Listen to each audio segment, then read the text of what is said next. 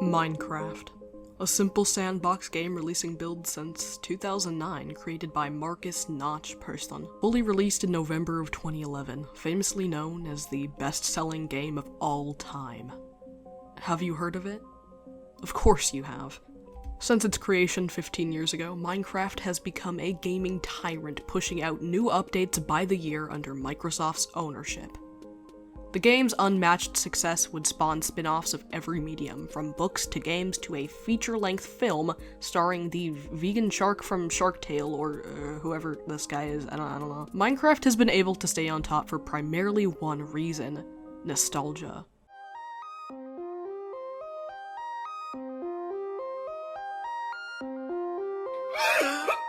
While many other factors play into its success, nothing motivates someone more to play it than remembering their fond childhood memories associated with it. There is truly no feeling on Earth quite like booting up your Xbox 360 after school and hopping on to your favorite Minecraft world. Nostalgic Minecraft memories differ from person to person, but Generation Z is undeniably bound together by the ropes of the same childhood melodies. Perhaps the most versatile memory of them all, however, would be the community spawning around the game, rather than the actual material itself. More specifically, people who would share and upload content surrounding this beloved video game, uploading it onto the web to forever remain. Minecraft YouTubers. I've already introduced them in my latest video quite extensively. And let's not kid ourselves here, if you've clicked on this video, read the title, seen the thumbnail, you know what we're getting into here. Many Minecraft content creators have come and gone, but none at quite a rapid pace such as those who arose in 2020. In a time where people around the world were forced to stay within their homes, the internet, and as such, the Minecraft YouTubers who were starting out around this time saw an influx in popularity. It didn't help that the game was already once again on the rise due to a popular survival multiplayer game created in early 2019 that would go on to last 307 days. I banned Obama. Oh no! A survival multiplayer game of Minecraft is often abbreviated to an SMP. An SMP really just boils down to playing a game of survival Minecraft with your friends. Nowadays, the term SMP is often associated with streaming and YouTube-related content, although they have nothing to do with each other at their core. The reason for this association is undoubtedly the creation and lasting impact of SMP Live. The server widely accredited to being a large player in Minecraft survival over the past few years, as well as being accredited to being the predecessor to the most legendarily infamous SMP of all time. While I mentioned SMP Live in my most recent Minecraft YouTuber adjacent video, I didn't quite go into as much detail as I would have liked. However, seeing as this video is much longer and much more comprehensive, I'll explain a bit more than I did then. SMP Live was a survival multiplayer server created by C-Scoop and Colin Carson on March 1st of 2019, featuring well over 100 people whitelisted onto the server by its end. Like its namesake would imply, SMP Live would popularize the genre of live-streamed SMPs, as well as popularizing Minecraft content for more mature audiences. While servers like Hermitcraft were certainly predecessors, they didn't have much of a focus on live streaming, and while not being dumbed down, were still able to be enjoyed by much younger audiences, with a heavy emphasis on role-playing. SMP Live changed this formula by not only primarily whitelisting popular streamers, many of whom were not family-friendly, but also making it a rule that no one was allowed to play on the server without streaming. SMP Live's entire branding was based around the fact that it was entirely live-streamed. People could witness every single point of view while also directly impacting the gameplay. Chat was given the opportunity to settle disputes through voting on polls, as well as having the option to pay certain streamers to hunt down and kill or prank other streamers. Where are you guys? Awesome. That's great. I'll try. Full disclosure, I had a hit on you. That made that so much easier. The server was immensely successful for a multitude of reasons, and several people would find their footing in new communities and career paths through the server. While being successful and entertaining, it made sure not to overstay its welcome and ended on January 1st of 2020. I asked my buddy Damian Lee about his time on the server, and he told me while he wasn't on the server long enough to form much of an opinion, it was always a chill and amusing experience, although it was rather testy towards the server's early lifespan because of a few banned members. SMP Live would live on through its spiritual successor, SMP Earth, a server that's map was a 1 to 3,000 scale replica of, well, Earth. While essentially being a successor to SMP Live, with many returning members and fans, SMP Earth had a very different tone, most notably in the way a narrative seemed to be told. There's a single word that can be used to describe where most of the server's entertainment derived from: conflict. Border disputes, war, banter, events, and history played a huge part in the server, although all of it was entirely fictional. It was almost as if it was a primarily roleplay server. Something that most older audiences would turn up their nose at. But something was different. There was a certain amount of self-awareness that wasn't typically present in other Minecraft roleplays, a more mature twist on an otherwise childish practice. It's a similar reason to why so many people adored Hermitcraft. It didn't patronize its viewers the way other Minecraft roleplayers did. However, with SMP Earth, the people on it were obviously much less family-friendly. This form of almost self-aware Minecraft roleplay would prove successful in other ventures. A popular example being Big Man PewDiePie in his 2019 Minecraft Let's Play. Alright, good night, gamer. PewDiePie's Minecraft Let's Play would spawn an entire community on its own, and one of the members of this community would use this to his advantage. After befriending many Minecraft community members for years, a small creator in the space would post several videos surrounding the work done by him and other community members to find the seed of the Minecraft world PewDiePie played on. This moment in the spotlight would inspire him to continue his passion of video making, and 5 years later, not a single Minecraft fan has gone without hearing his infamous name, a reminder of his even more infamous legacy. Ladies and gentlemen, please allow me to introduce you to the star player in tonight's story, the man himself. Hi. It feels so awkward. Talking to a camera for the first time. Hi. My name is Clay, otherwise known as Dream. Dream would quickly find himself on the rise in late 2019, and would continue to grow more and more each and every day. With the help of his close friends, who were also stepping foot into the content creation scene, Dream managed to successfully create one of the most infamous friend groups of all time, gaining millions and millions of dedicated, rabid fans in the process. Dream is often known for his insane fan base, most of which consisted of younger children, who were deemed cringe by most people on the internet. I talked more in length about the shipping side of this fandom in my most recent video about how Dream and his best friend George Not Found were able to cultivate an audience of people who would spend hours upon hours pouring their hearts into strange fan-made content for the imaginary gay romance between the two just by jokingly flirting with each other like many friends do. If you know anything about Dream at all, you probably know that he has never been all that suited to handle his own audience. He often struggled with his influence and contributed unknowingly to parasocial relationships with people who may have been struggling mentally. He frequently publicly flirted with various people on Twitter, all of whom were over the age of 18, but that doesn't make it any less embarrassing. He would often weaponize his audience against other people whenever he found himself in controversy, cultivating what was essentially an army of people defending his every action. It's hard to find many YouTubers who rose to fame quite as quickly as Dream and his friends did, and he's absolutely responsible for an entirely new age of Minecraft content creators. Despite his influence, a lot of people definitely don't like the guy for one reason or another. Many people just find him annoying, while other people are distrustful of him due to the countless amount of accusations thrown his way. Hey, that girl's only 15. 15? That she was 36. And while I definitely don't think he's mature enough to handle an audience, I won't comment on most of the allegations made against him, as, from my understanding, a majority of them are fabricated or yet to be proven. I don't necessarily see him as innocent nor guilty, and as much as I don't care for him or his content, I don't want to call anyone a literal criminal on my channel unless those claims would hold up in court. In my last video made regarding Dream and George Not Found, a lot of people claimed that I was defending Dream and George. A lot of people also claimed that I was too mean to them and a horrible person for not liking them. So I'm keeping clear of sharing any opinions. Love them, hate them, that doesn't matter. I'm not here to talk about that. I'm here to talk about the specific content creator group that Dream pioneered, and how it affected the Minecraft community as well as a large portion of the entire internet during 2020. After the end of SMP Earth on April 10th of 2020, there was an opening for a new group of creators to rise and recreate the magic of SMP Live, and there was no more obvious choice of who to start this new SMP than Dream.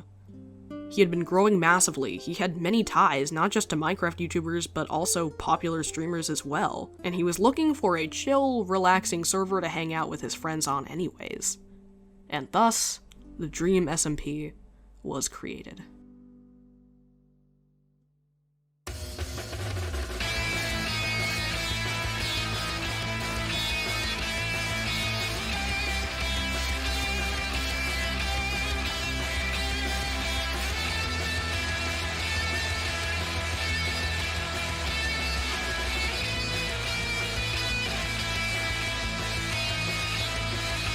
The Dream SMP is more infamous than words can describe. For fuck's sake, in 2021, millions of people were confused as to why Spotify told them that Dream SMP was one of their most listened to music genres. Please let me know if you have any idea what the fuck this entails, by the way, because I need to know what counts and what doesn't count as a song of the Dream SMP genre.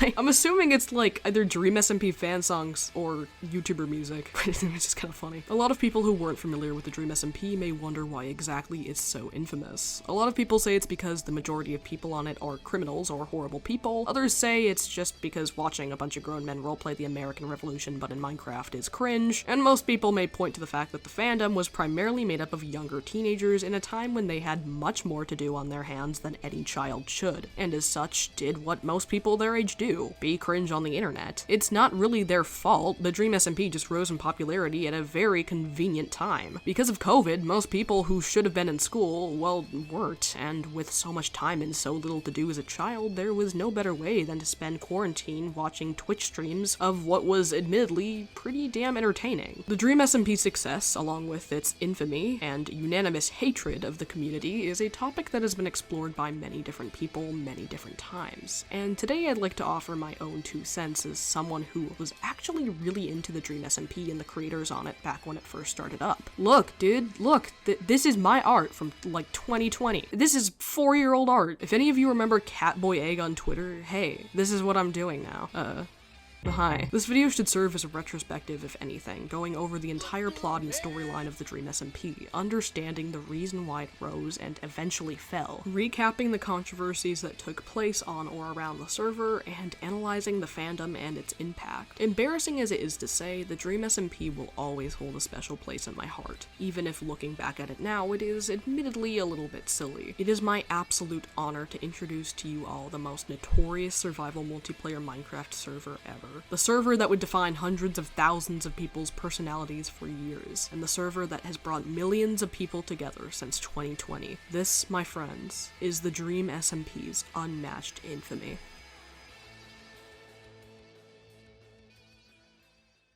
Let's see, it's gotta be in here somewhere. How am I supposed to start my recap of every single major plot point in the Dream SMP if I can't find any of my notes? Ugh, I'm so hungry. I haven't eaten in forever. Maybe some food could help me focus. But I don't have the time to cook. I'm done for. Is what I would say if it weren't for the sponsor of today's video, Factor.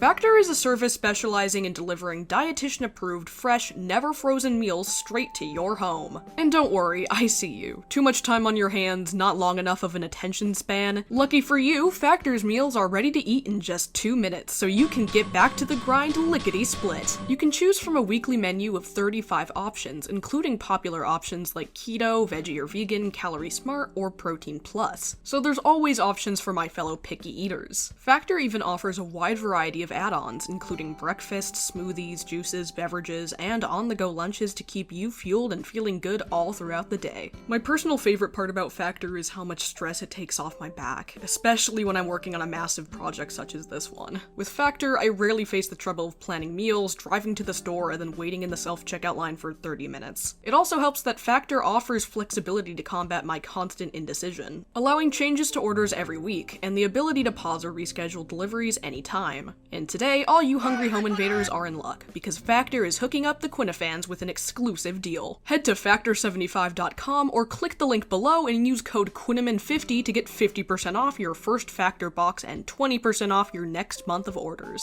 That's code Quinnamon50 at Factor75.com to get 50% off your first box plus 20% off your next month of orders. Thank you so much to Factor for sponsoring today's video. Aha! I found my notes! Finally, we can begin the journey of a lifetime. What does it say? Before we get into the recollection of events within the Dream SMP's story, it's important to understand the distinction between the real-life people and the characters portrayed within the SMP. Despite starting out with no script or storytelling direction, the Dream SMP grew popular because of what was perceived as hilarious and captivating roleplays done by the members of the server. You don't listen to me ever. You're the only person who doesn't ever listen to me. You're like, no, fuck you, and you go and like do like the exact opposite.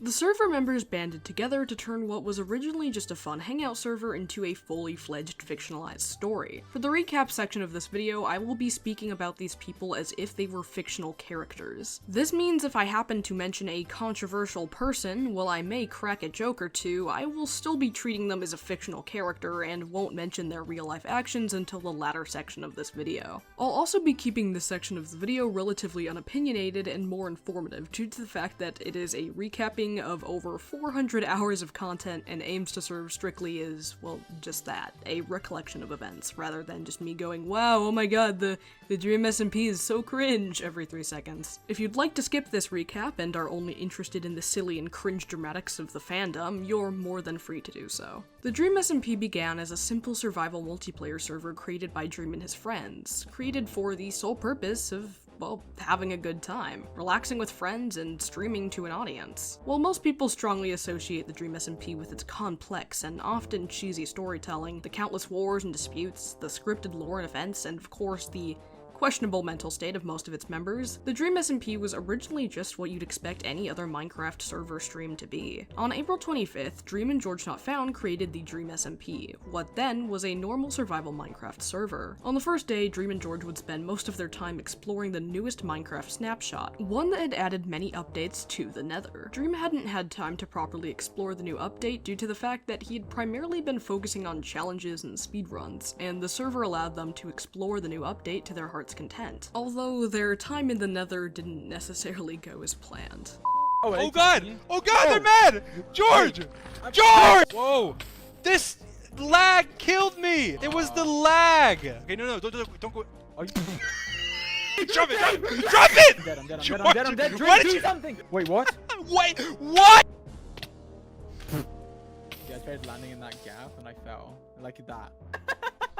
The first members to be added to the Dream SMP other than Dream of George would be as follows. Callahan, the third ever member of the Dream SMP, a relatively unknown figure who was really good friends with the Dream Team, who never once uttered a word vocally. Sapnap, the third member of their content creator trio known as the Dream Team. Awesome Dude, another close friend of people on the server who was a relatively small streamer. It's Alyssa, a close friend of Dreams. Drops by Ponk, or Ponk, another small creator who got their start by being on the SMP. And Bad Boy Halo, a close friend of the Dream Team and the reason why many of them met and became friends in the first place. Along with Dream and George, these members are known as the original 8 members of the Dream SMP, and the main characters of the first ever server arc, known to the fans as the early Dream SMP arc. I'm going to refer to each arc and era as what they're listed as under the Dream Team wiki, so a huge shout out to all of the people who have contributed to those pages in the past. It has been immensely useful to this video's research. One of the first projects on the server was the creation of the community house. Buildings and structures play a large part in the Dream SMP's history, and this house is known as the first ever real structure, placed right in the center of a large lake. Despite the mass destruction that would take place through the Dream SMP's lifespan, this community house would be one of the few landmarks completely untouched through the server's lifespan. The first stretch of time, with only 8 members, is often known as the Unity Era, an era in which everyone lived close by and there were very few rivalries and conflicts. Some noticeable buildings created during the Unity era, aside from the community house, would be the community nether portal, the courthouse, the prime path, and Ponk's first ever lemon tree. Ponk would be the first person to do a little trolling and would place traps and pranks within people's bases. After a prank pulled on George Not Found, George would take revenge by burning down Ponk's massive lemon tree, the first small twinge of chaos seen in the Dream SMP. Ponk's lemon trees would become iconic within the server, seeing as many different versions of them were built and destroyed. Soon after the destruction destruction of his first lemon tree, Ponk would build yet another tree in another location. Some time would go by, and things would remain relatively similar. New structures were created, and the server focused primarily on expanding. On July 4th, a new era of the early Dream SMP arc would begin, known as the Growth Era, named for the exponential growth in both members and structures seen at the time. It is essentially to the Dream SMP what industrialization was to the world. July 4th, 2020 is an important day to remember. A single decision this day would forever change the world as we knew it. If not for this decision, we may have never seen many of the changes made in the world. Global warming may not be an issue, perhaps Skibbity Toilet wouldn't have existed, or like Garden of Ban, thank the lords. What is this decision, you may ask? The decision to add a small Minecraft creator to the Dream SMP, an inexperienced child often thought to be annoying or outlandish. A member of the aforementioned SMP Earth. The one, the only, Tommy Innit. He is baby raging. Dream, please unban me. Despite what the actual name of this SMP may tell you, Tommy Innit is essentially the main character of the Dream SMP. His character arc is the most important, his fans the most insane, and his presence the most felt. Despite only being 16 at the time of joining, Tommy had mastered the art of making a Minecraft server as entertaining as physically possible. He had a foolproof way to spice up any stream at any time, something he had likely carried over from his time on SMP Earth. He had a natural talent of starting conflict with others, either by trying his hardest to seem as annoying as possible, by purposefully causing issues or problems amongst other server members, or even by choosing to emotionally imprint on certain objects for dramatic effect. Tommy was a genius, and his first day on the server stood to show that. Tommy would repeatedly kill George over and over again, as well as steal from people and simply just be a general nuisance. Not even half an hour would pass before he was put in jail. This wouldn't stop him, however, as he would immediately find his way out and start destroying even more things. Dream would instantly send him into banishment, teleporting Tommy far away. Determined, Tommy would die over and over and over again in order to be sent back to spawn,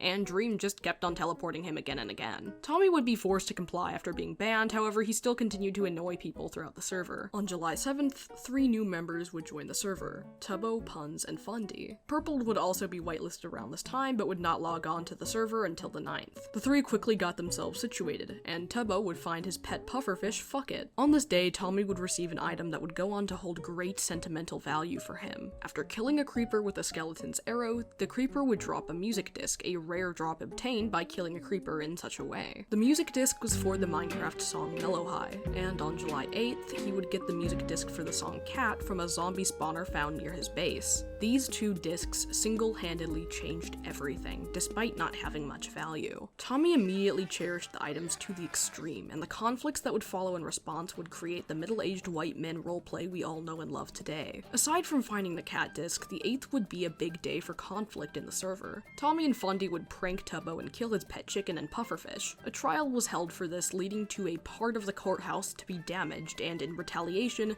Sapnap burnt down Tommy's house and stole his items. Sapnap would immediately establish himself as a stupid, mean bitch and burnt down part of Ponk's lemon tree simply because he filled the house with chickens. The next day, he accidentally burnt the rest. Ever since Tommy's arrival, the server had seen an increasingly large amount of tension and conflict. Ponk and Alyssa also burnt down Sapnap's house soon after, which led to conflict with Sapnap and Tommy. A whole lot of burning things, a whole lot of revenge, and a whole lot of killing pets. These were the first disputes of the Dream SMP. Dream would attempt to end this conflict, seeing as he was, in the past, the only person who could successfully put an end to the drama, but would instead get himself killed by Tommy and Sapnap. Sapnap and Tommy went on a rampage, killing everyone in their sight, and amidst the chaos, Dream had turned to psychological warfare. Well, kinda. While he was distracted, Dream stole Tommy's 2 music discs. This begins the first ever war in Dream SMP history, known to fans as the Disc Saga. Sapnap would successfully be able to retrieve one of the discs back from Dream while Dream and Tommy were speaking. Tommy then hid the disc in a ravine before recruiting a 3rd member to his cause. Despite having previous debacles on the server, in real life, Tommy and Tubbo were as close as 2 best friends could be. Because of this bond, Tommy would recruit Tubbo to his cause, and together with Sapnap, they would begin a quest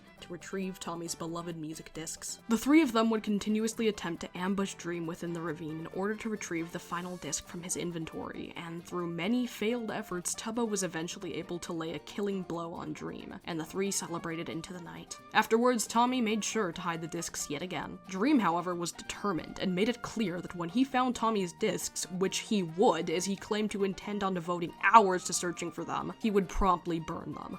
In the words of the great Regina George, Tommy may have won the battle, but Dream fully intended on winning the war. The next day, Dream massacred the area surrounding Tommy's base and successfully stole the discs yet again. Dream explained to Tommy that he found the discs by analyzing the sounds made by Tommy on stream when he went to hide them. Jesus fucking Christ, I wish I had half the time and motivation that Dream did in 2020. Tommy and Tubbo would try time and time again to retrieve the discs to seemingly no avail. Dream would continuously taunt the pair by playing the discs right above their heads, and despite multiple close calls, the two would be forced to trade a netherite chest plate for the discs. Tommy and Tubbo, however, instantly knew how to come out on top. The two scammed Dream by having Tubbo grab the discs and Tommy grab the netherite chest plate before both disconnecting from the server. Dream was left alone on the ever so iconic Prime path. It was a victorious moment for the pair. However, the celebration was cut short by the realization that Dream had been one step ahead of them the entire time. The discs were fake. Around this time, many of the other server members would take part in their own side quests and missions. While not as important to the overarching story, they're worth a brief mention. Tubbo was in a small conflict with Fundy and Purpled, and were settling it in the newly established Socializing Club, a place to peacefully settle disputes without the use of weapons. Tommy needed Tubbo's help, however, and had no time to wait. He burst into the club between the conflict and then killed everyone outside the club so he would still be abiding by the rules while getting Tubbo to help him. Tubbo and Tommy then went forward to end the disc saga once and for all. A few days prior, Dream and Fundy had both established secret bases, hidden from the rest of the server. Tommy believed that in Dream's secret base, the discs may have been hidden. They set out to discover it by using a glitch that allowed them to see through the walls. The discs, however, weren't anywhere to be found. They ended up having no other option than to trade the netherite chest plate for the discs. For real this time. Finally, the discs had been retrieved without struggle. This led way to a heartfelt celebration between the two. Near Tommy's house laid a bench. A simple, crudely constructed bench that may have taken nearly a minute to construct. This bench, however, would go on to describe the two's friendship throughout the highs and the lows, allowing for a clear view of the world everyone had grown to build. Together, sitting atop this bench, they played one of the music discs they had fought so hard for. The two came to the realization that an ender chest would be the only way for the discs to remain forever secure, and started work on gathering the resources. Puns generously gifted them a blaze rod and an eye of ender needed for the crafting recipe, but amidst this trade, Dream would attack yet again in an effort to remain in control. In yet another tense battle, Tommy and Tubbo would run from Dream and attempt to craft the ender chest as swiftly as possible. While Tubbo distracted Dream, Tommy rushed to the community nether portal to break the obsidian required for the recipe. Tubbo and Tommy raced against the Minecraft manhunt master, and eventually secured the ender chest and sealed away the discs for good. Finally, the disc saga had come to an end. The server, if only for a moment, if only for a few days, was at peace. Time was primarily spent building new structures, rooms, mob farms, and also occasionally burning down more buildings. On the 12th, a few squabbles took place, but nothing too remarkable. What really mattered is that a very important part of the greater SMP picture was introduced this very day. A person who would prove almost as influential as Tommy, who many consider to be the centerpiece of the overarching story. This person was, of course, no other than Wilbur Soot. A Minecraft YouTuber and British musician, Wilbur Soot had first gotten his claim to fame through the commentary community, being the primary editor and face of the popular commentary group channel Soot House. Because of his start in this community, he had many big ties and would frequently collaborate with people such as JSchlatt and Pyrocynical. Being a large part of SMP Live, Wilbur Soot was one of the founders of SMP Earth alongside Josh A20 and Shipple Dipple. God damn it, I cannot escape you, Sergeant Braphog! Through SMP Earth, Wilbur Soot realized his passion for storytelling through silly little Minecraft roleplays and intended to take this passion with him to the Dream SMP. Regardless of recent controversies, at the time it was a fact that Wilbur had been a very popular and respected creator, who had been able to climb his way to the top through his many talents. His first day on the server was peaceful, as he was toured around by Tubbo and Fundy. On the 16th, Wilbur Soot brought a surprise guest onto the server for Tommy to meet for the very first time, making for what is personally my favorite stream from the entire run of the Dream SMP, the arrival of JSchlatt. JSchlatt would later on become an iconic player to the actual story, but for this single stream he existed solely to do one thing: A little bit of trolling. See, Schlatt was never supposed to be added to the server in the first place. He just showed up at Wilbur's request, which made for a lot of amusing banter. Schlatt would go on to bully every single person other than Wilbur for one reason or another, either for being a child, being British, or just looking at him funny. He would build the famous cuck shed from SMP Live right next to Tommy's house, and the two were starting to bond a little. All good things must come to an end, however, as Schlatt got banned by Dream for being too funny. The final two members of this first arc joined soon after, being Skeppy and Eret. Skeppy immediately starts picking fights with Tommy while Eret started to work on building their castle. Fundy and Eret later started a prank war that would go on to last for a few streams. For the final days of the first arc, most time on the server was spent building and expanding. Aside from Eret's castle, other notable builds created would be the underground sewer system connecting the server, Tubbo's jungle base, Purple's UFO and underground base, and many miscellaneous towers and decorative structures. These would be the final days of the early Dream SMP. With the introduction of Wilbur, the SMP began to be far more story-driven, more like the way we know it today. What is known as the L'Manberg Independence arc is the first ever roleplay-centric arc of the Dream SMP, the first time where major events were planned or scripted. From this moment forward, the Dream SMP would follow a format of improvised scripted scenes. What this means is essentially someone would write an event to happen, and the members of the SMP would comply and base their roleplay around these scripted events. Wilbur and Tommy would try to recruit others into joining their cause, starting with Fundy. A confrontation would take place in the van, and Wilbur, after being cornered, would log off for a small period of time. At this time, Tommy would escape through the bottom of the van, however, he would soon be captured and escorted to jail. Tubbo and Eret kept watch, however, Tubbo had to escort Fundy to jail after news of Tommy's imprisonment. Eret, standing watch on their own, would end up betraying the others, and would start conspiring with Wilbur to break Tommy and Fundy out of jail. Purpled, however, had been overhearing this conversation and wasted no time before informing Sapnap of Eret's betrayal. Meanwhile, Tommy was able to convince Ponk to help him get out of jail, and Wilbur turned the drug van into a hot dog van to avoid conflict and suspicion. Most of the people who were imprisoned escaped, and everyone agreed to meet up at the van. Back at the van, Wilbur had convinced Tubbo to join their side. On the 29th, Wilbur began proposing a revolution to Tommy and Tubbo, inspired by the recent mistreatment of him and his business caused by the Americans. With this, the three, along with Fundy and Eret, worked to create a brand new independent faction of the Dream SMP, the first ever proper nation developed on the SMP. There's only one woman on this server, and she's an American, so there's no way we're letting her into our new state. But the women can be parenthetical. And why don't we call it Manberg, or alternatively, Mantopia? I like Mantopia. How do we make it European? What about Le Manberg? Le Manberg. Le Manberg. Yeah, that's funny. Le Manberg.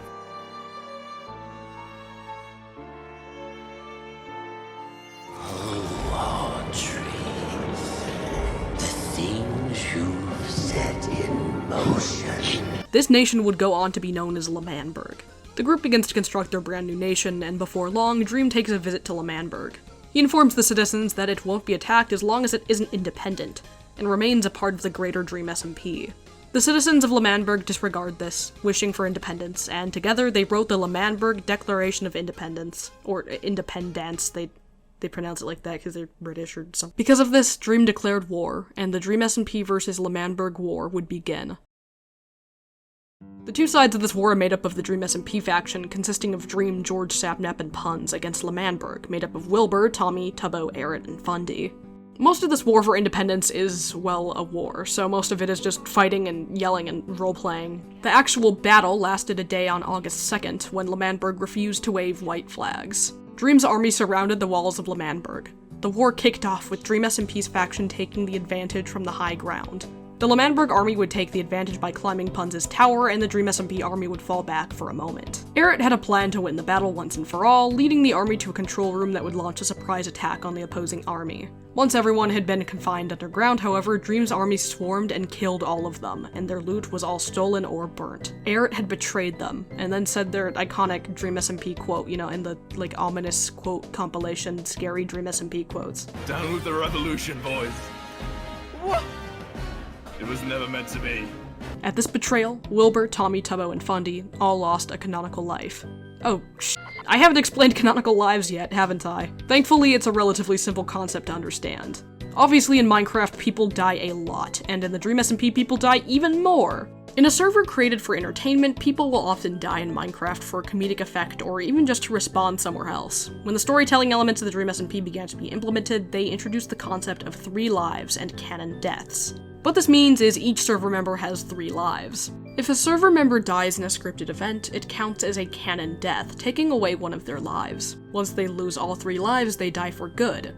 In some cases, these final deaths may not be the complete end of their legacy. However, we have yet to cross that bridge. After this betrayal, Wilbur attempted to resolve the war peacefully. These negotiations fell flat, and as such, Dream proceeded to blow up L'Manberg, having had previously placed explosives underneath the land. With no hope in sight, Wilbur and Tommy set out to negotiate. However, Tommy, in a fit of rage, would insult Dream, and challenged him to a duel to settle things.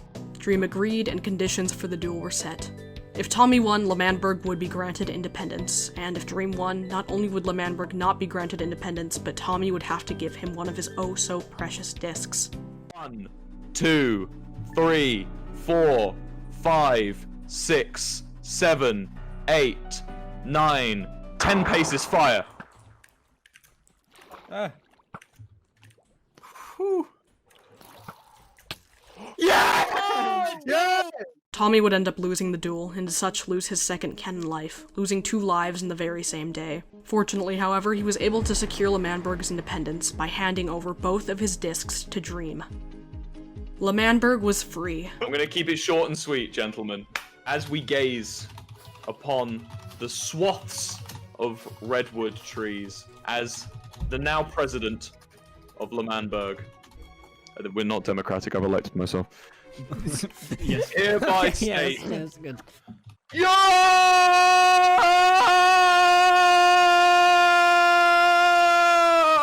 Suck it, green boy!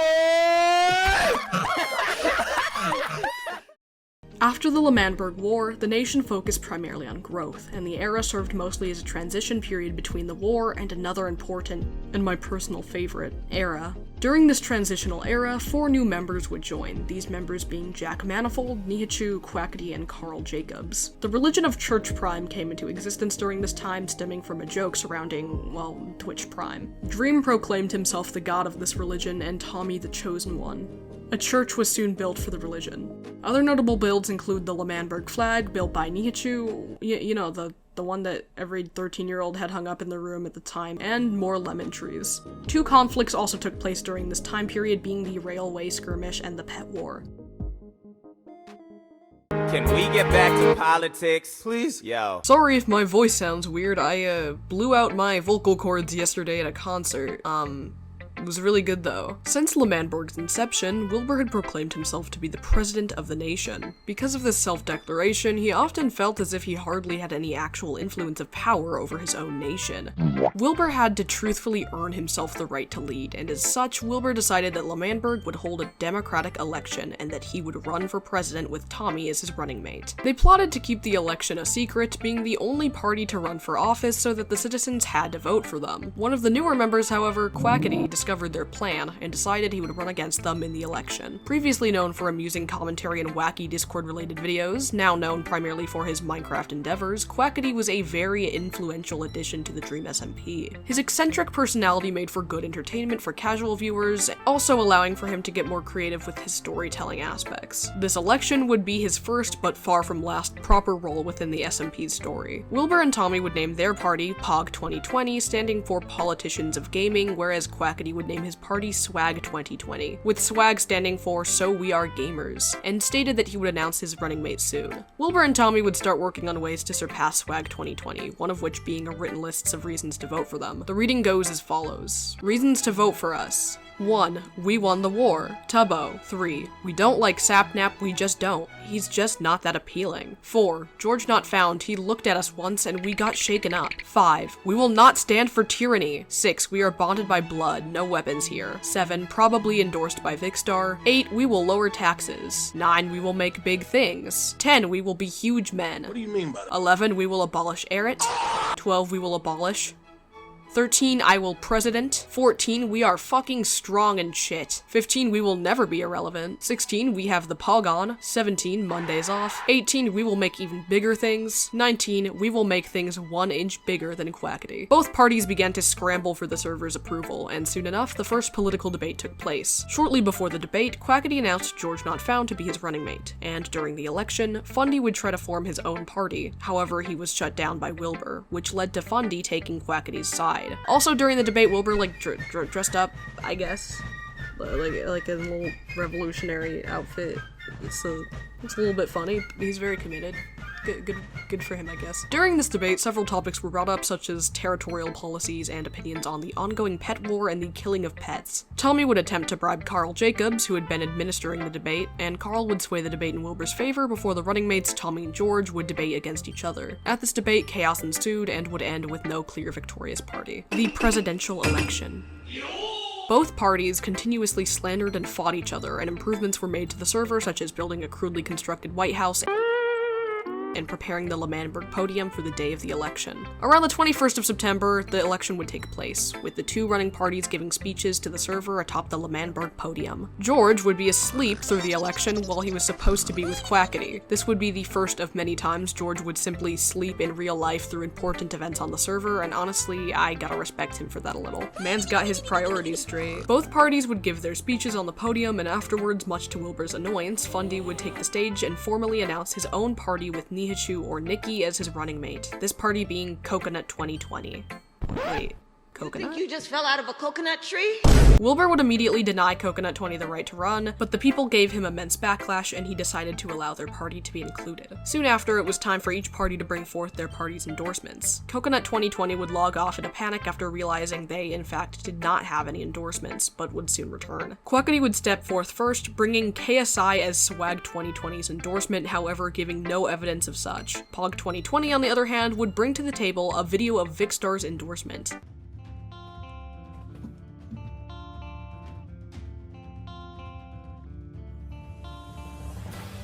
Look, me and Tommy have had our differences in the past, but that doesn't change the fact that I'm a firm supporter of POG 2020. I have every belief in it. Support the movement.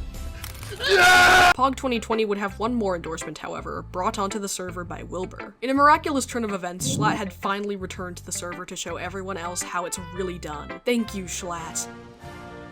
It's worth mentioning that this Schlatt acts very differently from that of the funny man who logged onto the server a while back without Dream's permission. But we ain't shit without him. This time, he's very clearly a part of the overarching narrative, written into the story and acting more as a character than a streamer. Schlatt appears on the server in an immensely confused state of mind, acting in an almost drunken manner, heaving and stumbling around like an old man.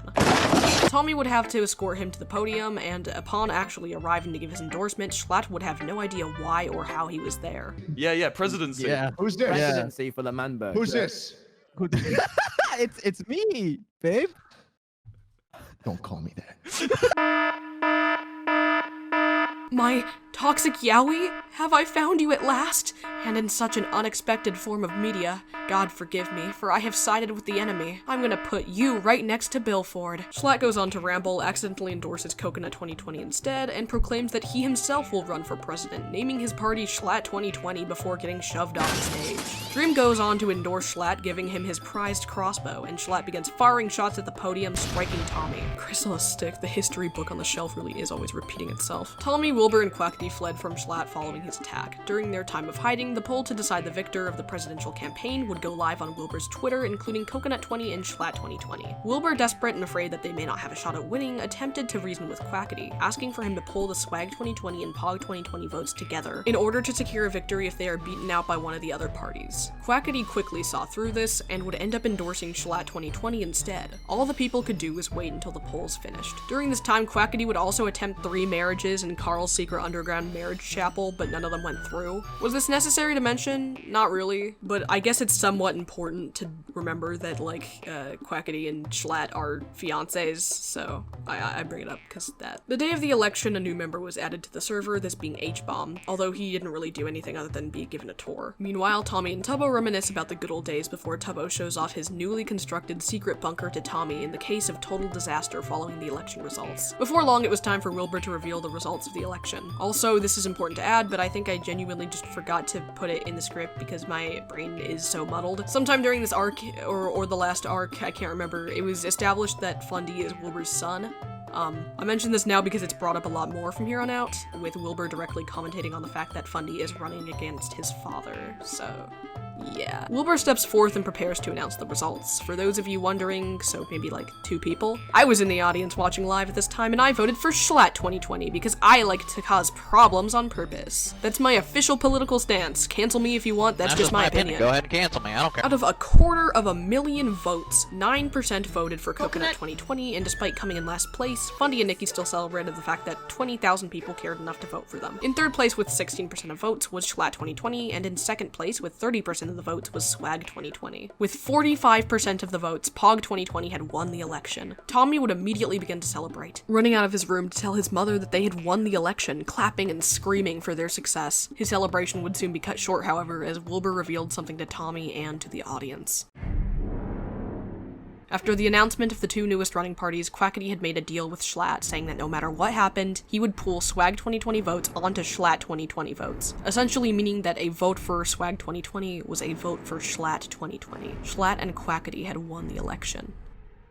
At the announcement of the results, Schlatt steps forth to address the server members and immediately makes his intentions clear. At once, Wilbur and Tommy are chased out of the nation they fought to build, with Wilbur being shot and killed during the escape, losing a canonical life. The 2 are forced to watch as Tubbo gets elected as the Secretary of State, effectively, in their eyes, betraying them. After some time had passed and Tommy and Wilbur were able to properly escape civilization, Schlatt would make yet another speech and immediately announce a mandatory removal of the walls surrounding L'Manberg. Wilbur and Tommy watch as the walls are torn down, Wilbur especially having a panic attack, screaming of his son and his great unfinished symphony. If it wasn't obvious by now, Wilbur specifically took a lot of inspiration from Hamilton when writing a lot of the ideas for L'Manberg. Around this time, we also start to see the importance of one of the Dream SMP's unique forms of storytelling, multiple point of views. Because the Dream SMP was constantly being streamed by multiple people, viewers were truly able to see every aspect of the story, although this didn't matter too much until now. With Tommy and Wilbur exiled, the story was practically separated from the inner workings of L'Manberg. Seeing these separate POVs now is a genuinely really fun experience, but later on it can cause the story to become really cluttered, being a contributing factor to why many people started falling out of interest in the Dream SMP. During their exile, Wilbur and Tommy needed help, but there was no one on the server they could trust, especially no one Wilbur could trust. He had completely shut himself off to the rest of the SMP and didn't trust a single outsider. It didn't help that no one else was in support of the 2, either out of fear of Schlatt or fear of losing their power. There was someone, however, someone who reached out to the 2 of them publicly by sending a tweet extending his support, someone who wasn't yet a part of the server. If anyone could help the 2, it would be the undefeated champion of Minecraft PvP.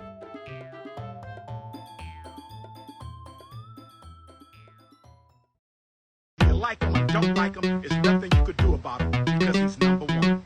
Whether you like him or don't like him, there's nothing you can do about him because he's number 1. One of the biggest and undeniably most talented creators in the scene, none other than the one and only Technoblade. Technoblade, yet another former member of SMP Earth, had been a respected member in the community far, far longer than the likes of Dream. Immensely skilled when it came to combat and championships within Minecraft, and was able to do what others may see impossible throughout his time on the platform. He was a master of Skyblock, a PvP god, a force to be reckoned with in any form of competitive game. He had won numerous wars and successfully beat Dream in a battle for $100,000. There was seemingly no battle he couldn't win, and Tommy was about to earn his support in the fight for his freedom. At first, Wilbur was incredibly skeptical, distrustful of everyone, especially anyone who was American. After some convincing, however, Wilbur agreed to let Technoblade help them, seeing as he would be able to train them to fight back and build a potato farm to feed them. The 2 were hungry for justice, and Techno was starving for rebellion.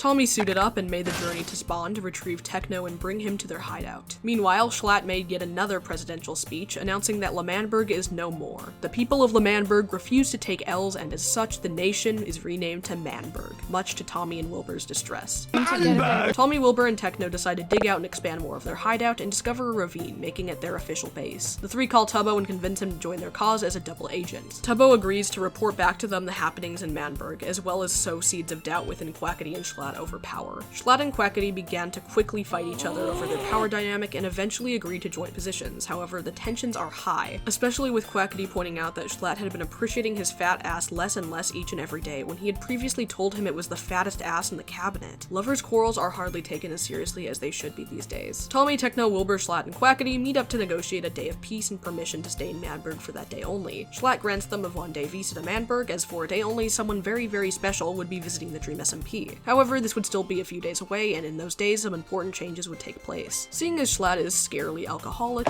he ends up on life support after going to sleep. Quackity's Twitch chat attempts to convince him to overthrow Schlatt, and he seems to have a lot of conflicting feelings about this. At one point, he holds a crossbow to Schlatt's head, however, he doesn't shoot. Meanwhile, Tommy, Wilbur, and Techno brainstorm what to call their new pseudo-faction, and eventually settle on Pogtopia, becoming the Pogtopians. In Manberg, internal conflict ensues, with Fundy telling Aerith of a plan to gain Schlatt's trust to take him down from the inside. Fundy decides to burn down most of the L'Manberg flag, leaving Nikki in particular heartbroken. Aerith burns down the L'Manberg podium, seeing it as tyranny rather than history. Nikki tries to convince Quackity to betray Schlatt, and he doesn't seem to be too adverse to her rebellion, but doesn't agree to join her, instead just agreeing to keep her thoughts a secret. After Nikki accidentally kills him, however, Quackity tells Schlatt her secrets, leading to Nikki becoming imprisoned. Quackity felt guilty and broke her out, with Aerith covering for him. Over the course of the next few days, Pogtopia would begin to flourish, a path being constructed to Manberg, Techno receiving supplies from people in Manberg supporting them, and multiple server members reaching out to the Pogtopians to show their support. Pogtopia wouldn't be the only nation to go through rapid change at this time, as Manberg was making many developments of its own. However, we need to take a brief intermission, as, like I mentioned earlier, a special guest would come on the server for a day, invited on by Tommy. This, of course, being the most intense gamer to have ever existed,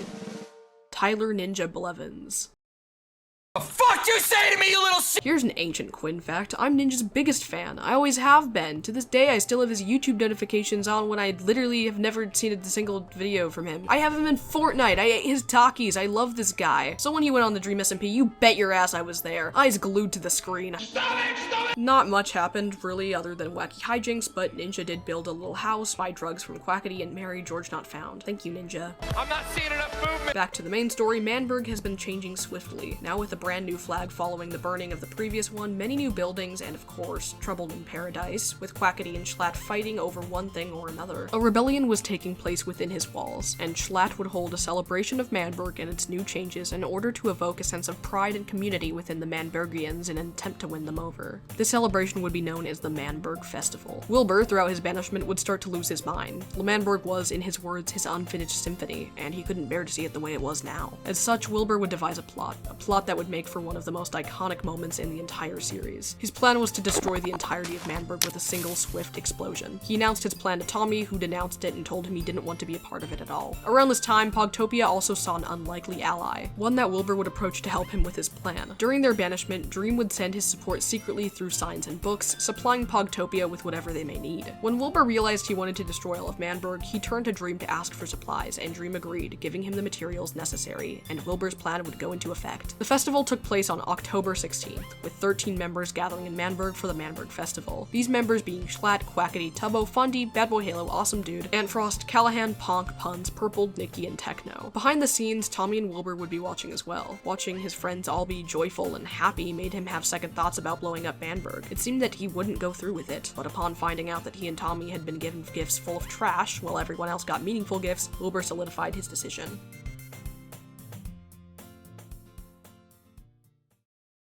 Tubbo gave a speech at the podium, and Schlatt asked him if he had anything to add after finishing. Tubbo responded with "let the festival begin," the code word for Wilbur to run up and blow the festival up. All Wilbur had to do was wait for Tubbo to leave the stage, but something was wrong. Schlatt and Quackity enclosed Tubbo in concrete as Schlatt revealed that he knew Tubbo had been working with Pogtopia. Schlatt revealed the true intentions of his festival. It was never meant to be a celebration, never meant to be a festival. It was an execution, a punishment. Schlatt called Techno up to the podium and commanded him to execute Tubbo. At this, Techno would take out his tri-shot crossbow loaded with fireworks and shot at Tubbo, killing Quackity and Schlatt in the process. He then proceeded to open fire on the crowd, screaming about killing everyone, starting what would be known as the Manberg Massacre, killing 8 people including Schlatt twice. He then fled the scene as Tommy and Wilbur rushed out from their hiding spot, and Quackity demanded the people of Manberg to hunt them down and kill them. Wilbur ran for the button to detonate Manberg, trying to locate it, but wasn't quick enough, and soon all the people of Manberg were chasing Tommy. Purple would kill Tommy, and Wilbur would rush to the podium to search for the button once again, only to find Schlatt, Quackity, and the newly promoted Fundy, who would be replacing Tubbo. Nikki voiced her protest, and Schlatt was about to order her to be executed, before Wilbur ran in and saved her life, allowing her to run off and join Pogtopia. Tommy, enraged with Techno, challenged him to fight within the pit, with Techno winning. Wilbur had completely lost his mind and marveled at the chaos rather than attempting to break it up. Techno would have a conversation with Tubbo, Nikki, and Tommy, but would disagree with them, running off to his secret base and logging off. Soon enough, it was only Tubbo, Nikki, and Tommy, and the new era ends with the 3 of them vowing to stick together and take back L'Manberg. Heads up, to make sure this video isn't too absurdly long, we're going to be speeding through a lot of this recap. Quinn's attention span is too short, so I'm sure yours is too. Schlatt's injustice against Tubbo and against all of Manberg angered the civilians, and eventually Ponk, Jack Manifold, and Fundy all left Manberg to extend their support for Pogtopia, and after weeks of disputes between the two, Quackity wouldn't be able to take the torment from his failed fiancée any longer.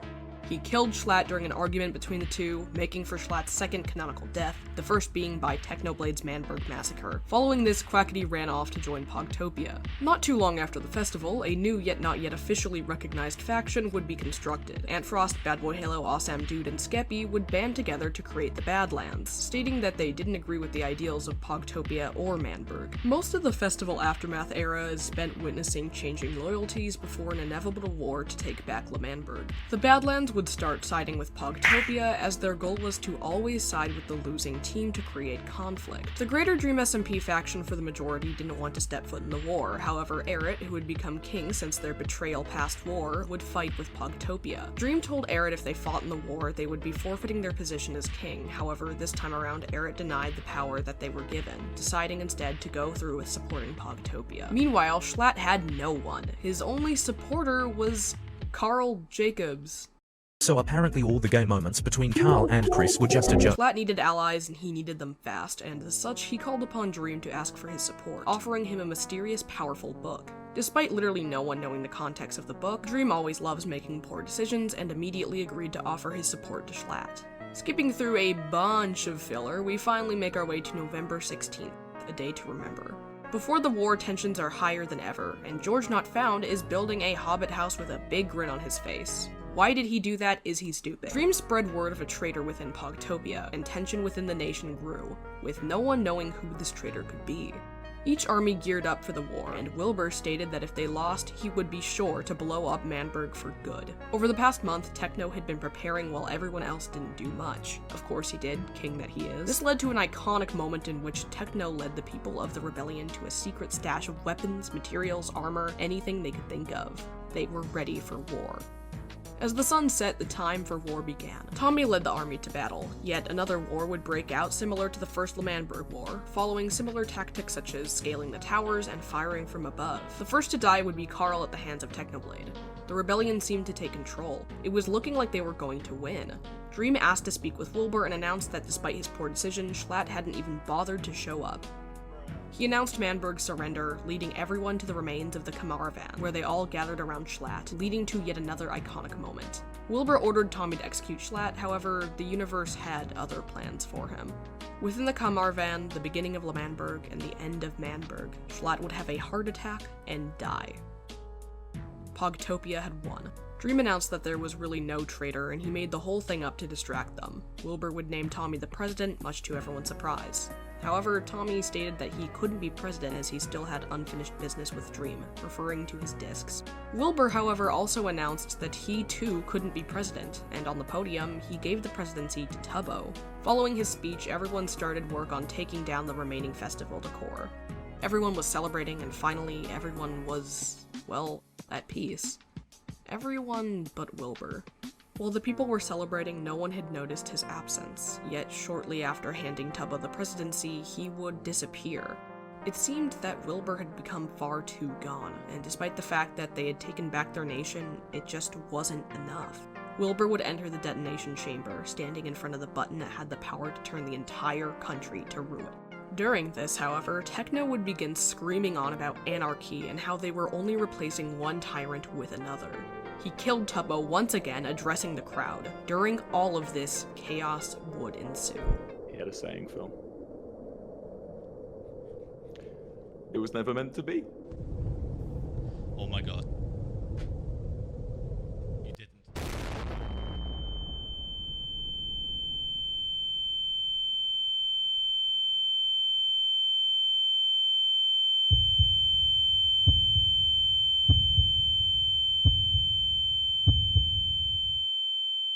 At this, Wilbur had lost his third and final life. The first person to permanently die on the SMP other than Schlatt. Dead at peace. Techno, however, still had work to do. So soon after the war seemingly ended, the real war of the 16th began. After the Withers, L'Manberg was destroyed, and Techno and Dream would flee the scene, being somewhat of the only victors of the war.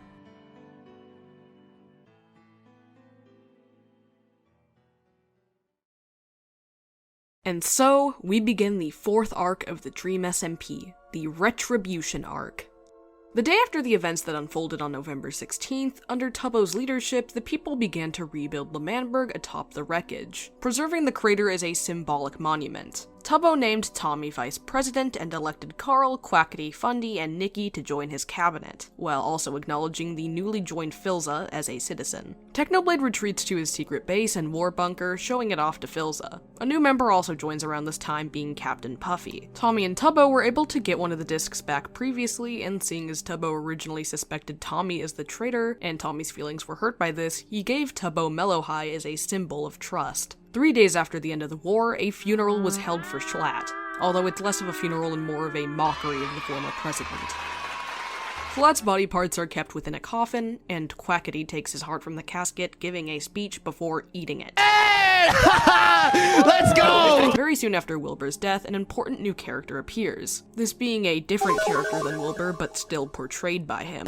This character is known as Ghostbur, a, well, ghost form of Wilbur. While every single creator had been playing characters up until then, Ghostbur was probably the most fictional used character in the entire series. Oh, I know, but you just While other people on the server would break character often and generally acted similarly to their content creator counterparts, Ghostbur was nothing like anyone else playing on the server. He had an incredibly hazy memory, a limited thought process, and an innocent, blissfully ignorant persona. He was essentially the polar opposite of Wilbur when he was alive, seeing the best in everything and everyone, having a generally positive demeanor. While Ghostbur would be a new character, an important new member would also join around this time, being Ranbu. Despite appearing out of seemingly nowhere, Ranbu was a content creator that would almost immediately catch people's attention, most notably for their large presence on TikTok. It wouldn't be long before they were eventually added to the Dream SMP, and wouldn't be super surprising considering how many jokes they made about wanting to be on the server. Tommy and Ranbu would immediately begin to bond, the two of them teaming up to grief and rob George's Hobbit home. Ever since Eret retired from their position as king, George was named the new king of the greater Dream SMP, making this an attack on the Dream SMP. Dream especially was enraged upon seeing the damage done to George's house, especially considering how often Tommy seemed to be grieving others as well. Dream would soon begin building obsidian walls around L'Manberg, telling the citizens he was just clearly marking the borders, and if they wanted to know why, they should ask Tommy. Nikki and Puffy, who had witnessed the damage, informed the other citizens of what had taken place. Out of everyone, it seemed that Tubbo was the most furious, seeing as he had trusted Tommy to become vice president. The next day, a meeting was held to discuss the situation. Tubbo tried to get Tommy to admit his guilt, but he wouldn't budge, and they had to speak to Dream about the reason why the walls were put up. Dream confirmed that it was because Tommy had attacked the king's vacation home, and that if he wasn't properly punished, more action would be taken. Tommy still refused to admit guilt, and Tubbo and Dream would hold a private conversation, and in the name of peace, Dream would suggest to Tubbo that he exile Tommy. Tubbo was conflicted. He could either do what was best for his nation, punishing the guilty and preventing conflict with Dream, but be forced to exile his best friend, or cause a potential war between his country and the greater Dream SMP, all to save his closest ally, one who was still guilty of a crime. Tommy was taken to court, put on probation, and stripped of his power. Dream, however, demanded more, saying that probation wasn't enough. Everyone agreed to meet on December 2nd to discuss the matter and hear Dream's side of the story. The meeting would come, and the people would gather in a newly created meeting room in the greater Dream SMP. Tubbo argued that an exile would not need to happen so long as Tommy behaved well on his probation. A treaty was signed, and things were looking up. Despite this, Tommy would immediately ask for an ender chest, taking out the leather dropped from Dream's beloved pet horse, Spirit, threatening to burn it down if Dream didn't take down the obsidian walls. Surprisingly, he complied, and the members of the cabinet watched as Dream began to tear down the walls. While in the process of taking the walls down, however, Why? What are you doing? Stop! Oh my god. Oh, okay. Tommy. Hello. Okay, listen, you fucked up this time. Dream, don't swear, please. No. I don't give a fuck about Spirit, okay? I don't give a fuck about anything, actually. I care about your discs. I care more about your discs than you do. That's the only thing I care about in the server, actually. I don't care about Spirit. Spirit was my horse. Died ages ago. I care about your discs, because that's what gives me power over you and your friends and everybody that you care about, because you care about your disc more than anyone else here. So if you are not exiled from L'Manberg, I will build these walls until they've reached this block limit. I will keep everybody inside. I will hire guards, puns, and sapnap to patrol all around the entire walls, keeping them inside. No trade, no one leaves, no armor, or they get slaughtered inside. Don't try and threaten me. I don't care. I have lost all care for anything on the server. Really? The So only if thing I care burn about Spirit is right that- now, burn you wouldn't Spirit care? right in front of me right now. Well, this is the only thing you've had attachment to this entire time. How do I know you're not fucking lying? I have attachment to your discs. Why would you care? Why would you? They're my discs. Why do you even care about them? No, Tommy, they're my discs. I'll get them. I will keep them. I'll put them in my inner chest, and I will keep them for the rest of the server.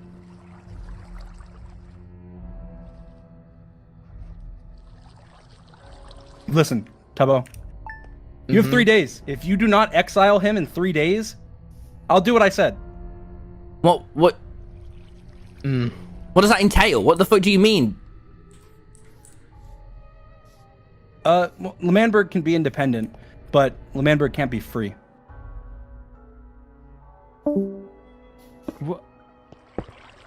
Tommy finally had a chance to keep L'Manberg safe and free, and he threw it all away immediately in his own self-interest. Within the next 3 days, a decision would have to be made. Tommy would try his best to barter out of exile, suggesting that instead they recruit Technoblade to their side once again and rebel against Dream. While Fundy and Quackity were eager to take down the bigger man, Tubbo was skeptical. Regardless, he seemed to agree, and they went to speak to Dream. However, when Tubbo was about to announce this plan to Dream, he revealed that he would be doing what was best for his nation, going forward with the decision to exile Tommy. I am so sorry. Sorry? Dream, I've come to the decision that it will be best for the nation, the most logical thing to do, for Tommy to be exiled from L'Manberg. What? Teaming with Technoblade is an awful idea. It's an awful idea. We just had this conversation. No, okay? Well, if they don't matter, Tubbo, if they don't matter, if you have no attachment to things, if nothing matters, then why does any of this matter at all? Dream, please detain and escort Tommy out of my country. Are you what? What? This isn't. Are you? Tubbo. Tubbo, that isn't. Tubbo. Let's go. Tommy, you are hereby exiled. Tubbo, are you Are you kidding me? This is happening? Are you kidding me? Tubbo. It's how it has to be. Tommy, You're a liability. You need to leave. You're my friend.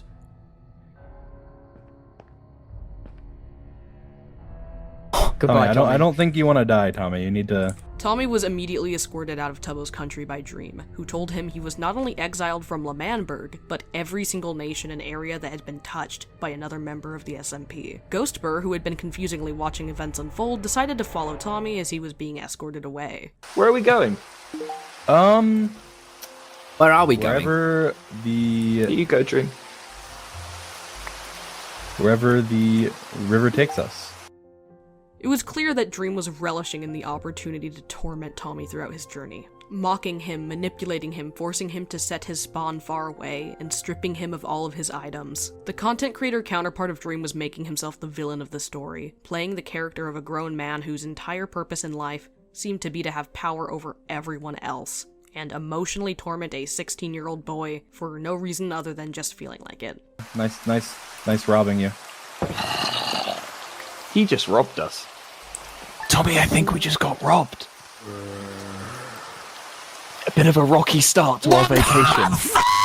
Tommy was now left alone with Ghostbur on a random island 2,000 blocks from L'Manberg. Tommy would hold out hope to return, and in the meantime, he and Ghostbur created Logstedshire, also known as Logsted for short. Many miscellaneous hijinks ensued while Tommy was in exile, and he's visited by his old friends on occasion. One of the first people to visit him was his former ally turned enemy, Technoblade, who arrived almost entirely to mock Tommy. Oh, my sword just broke.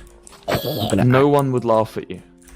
No one in this call, no one on the server would possibly think you were a bad person or make fun of your failures. Thank you. No one would laugh at you. You did really good. Look at this loser. Oh my god, this is the funniest thing I've ever seen. Oh my... Hey, Technoblade!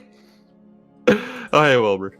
What the During his time in exile, Ghostbur would give him a compass titled Your Tubbo, a compass that would point to his best friend at all times. Despite things starting to look up after Tommy began making progress and gathering materials, every single time he saw progress and acquired these materials, Dream would force him to throw it all out. Even when his visits would only lead to destruction, Dream would still insist that he was Tommy's friend, and after a while it seemed that Tommy began to believe him. After all, no one else had properly visited him, and those who did only came to laugh at or mock him. Even Tubbo, who Ghostbur told Tommy had a matching compass that led to him, didn't visit, leading Tommy to believe that he had thrown away the compass out of pure hatred for Tommy. Tommy wanted more than anything to visit his friends again, although Dream forbade him from stepping foot near any of them. The only way he was allowed to see them was if they visited him, something that most of his friends didn't seem to be doing. As such, Tommy would plan a party on the beach for all of his friends to go to. Ghostbur helped to build a celebration with him and even went out to invite every single person from L'Manberg. The party began, but no one was there other than Dream. Tommy insisted that everyone else was simply running late, holding out hope, but no one attended. Not a single person other than Dream. Tommy's self-worth was beginning to diminish, only getting worse after Dream told him that Tubbo had burned the compass that Ghostbur had given to him. Tommy's only real friends seemed to be Ghostbur, a shell of his former self, Rambu, who would offer support and visit on occasion, and Dream, the only person who bothered to see him every single day, even if it was just to destroy all of his stuff. Tommy would start to keep certain items from Dream, working with Rambu to create a hidden chest room underground to allow him to start making progress once again. However, it wasn't long before Dream found the room. Claiming that Tommy had lied to him, lied to his friend, Dream would completely sever Tommy from the outside world, destroying the nether portal that people used to travel to him and blowing up Logstedshire. Logstedshire, no! That's it!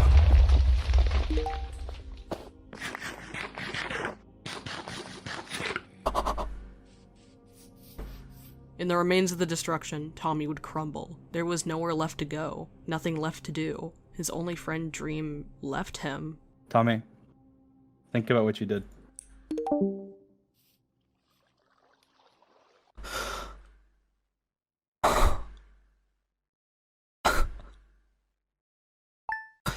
Happy memories.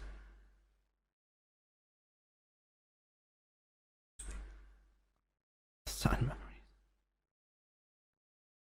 Dream isn't right.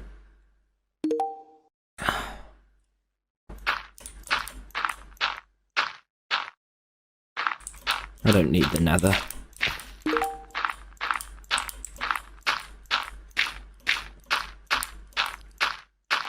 My only friend. He was my friend. He was my friend. Dream was my only friend this entire time. He was... What did he do for me? He came and he'd visit me every day. And we'd laugh. And we'd cry. So much crying. And he'd take my things. And we'd laugh some more. He'd make me throw everything into a hole.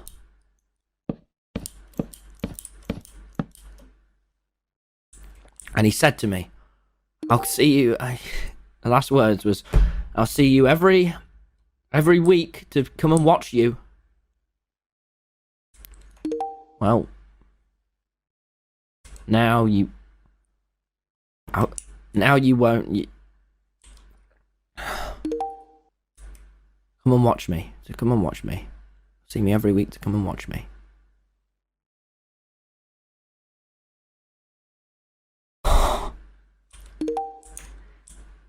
He was just here so he could watch me.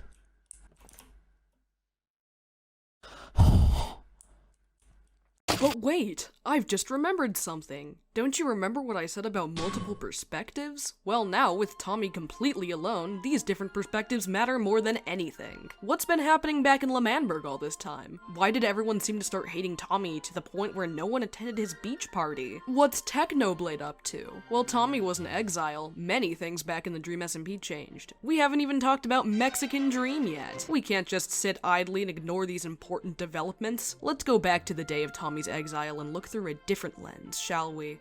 After Tommy's exile, Dream would tell Tubbo that he made the correct decision, and gave L'Manberg not only their freedom, but also Dream's support should they find themselves in any conflict. Tubbo would already start regretting his decision, missing his best friend, and after Ghostbur had given him the compass, Tubbo would keep it on him at all times, treasuring it greatly. In Tommy's place, Quackity is made the vice president, and Fundy is promoted to the Secretary of State. Tubbo also announced on the podium that L'Manberg would be adopting Marxism-Communism as their official ideology. During this time, a new nation, if you could call it that, would start to rise, created by George Not Found. He hired Sapnap and Punz to build the country with him and offered to make Quackity the president. Quackity would refuse as he was now the vice president of L'Manberg, but George explained that it would essentially just be more real estate for L'Manberg, and as such, Quackity accepted. They would name this land Mexican L'Manberg, declaring it a new country. This is gonna be the birth of Mexican L'Manberg, baby!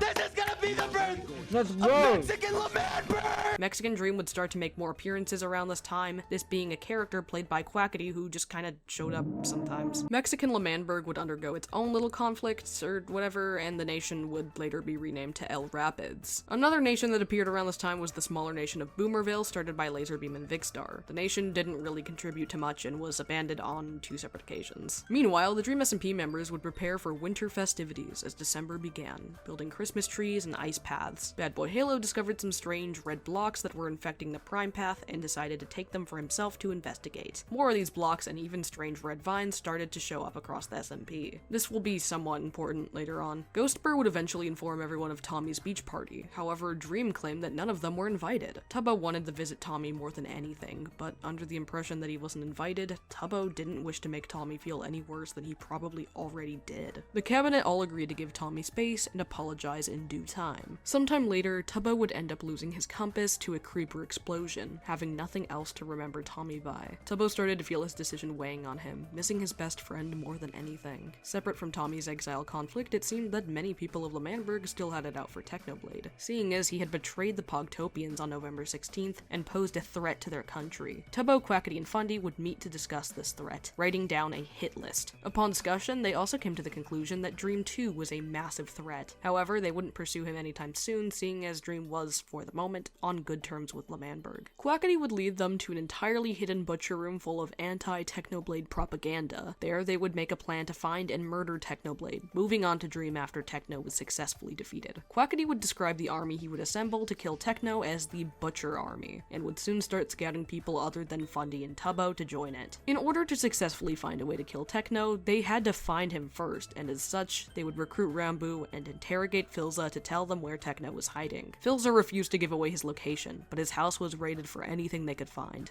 and they ended up discovering a compass that led to Techno's location. Phil was placed under house arrest temporarily, and Phil would warn Technoblade before the Butcher Army could get the one up on him. Technoblade over the past month had been working to hide himself from L'Manberg, knowing that they likely would come find him after their nation was more stable once again. He and Phil had traveled together to an isolate, snowy biome where Techno would build a cabin to reside in, giving up his past violent life to live a more secluded, peaceful one far away from those he had previously wronged, and those who had wronged him. He had been able to stay hidden entirely until the discovery of his compass, and now all he could do was prepare. There was a visitor that showed up before the Butcher Army, however, this being the one and only Ghostbur. With no ill intent, he would simply frolic around and discover a very special sheep, a sheep that he would dye his favorite color, blue, and name Friend. The Butcher Army would run into Ghostbur, and not knowing any better, he would lead them directly to Techno's house. They had a discussion outside of the cabin where Techno advocated for himself, claiming that he was reformed and wouldn't give in to violence. He begged for the four of them not to fight him, as even though the four of them were all heavily geared, they wouldn't be any match for Technoblade, and he didn't want to have to slaughter them all. The Butcher Gang, however— Butcher Gang? Why did I write Butcher Gang? Those are the fucking guys from Bendy and the Ink Machine now. Okay, let me start over. The Butcher Army, however, told Techno there was no other way, and as such, Techno decided to choose blood, despite being greatly outnumbered. Techno had several potions and was known as a PvP god, and as such, he took out Tubbo and Fundy almost immediately, and would have taken out the others just as swiftly if it weren't for the actions of Quackity. Quackity had taken his beloved horse, saying that he would kill the horse if Techno didn't cooperate. Techno would give in, dropping all of his items except for a few in case of emergency. Techno would be escorted back to L'Manberg and placed in a cage to be executed. He was going to have an anvil dropped on him, killing him instantly. Technoblade, however, was prepared. Completely unbeknownst to him, however, Dream and Puns were on his side, and ready to help him make his escape. While Puns distracted everyone, the anvil was dropped onto Techno.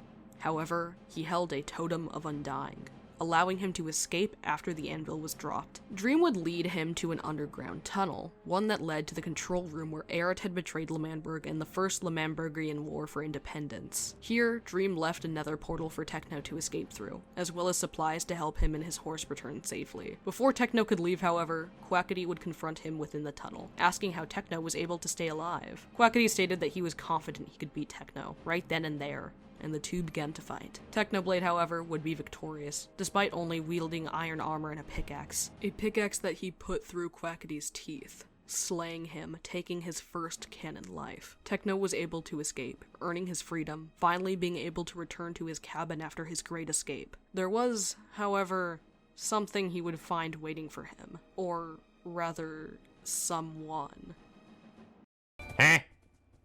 Technoblade would propose that he and Tommy put their past aside and support each other, both being cast away, both losing everything they had due to the government. Techno presents rebellion to Tommy, and although reluctant, he agrees. But first, Techno had something he needed to show him. I've been working on just a little hobby, Tommy. You see this wall? Oh, yes.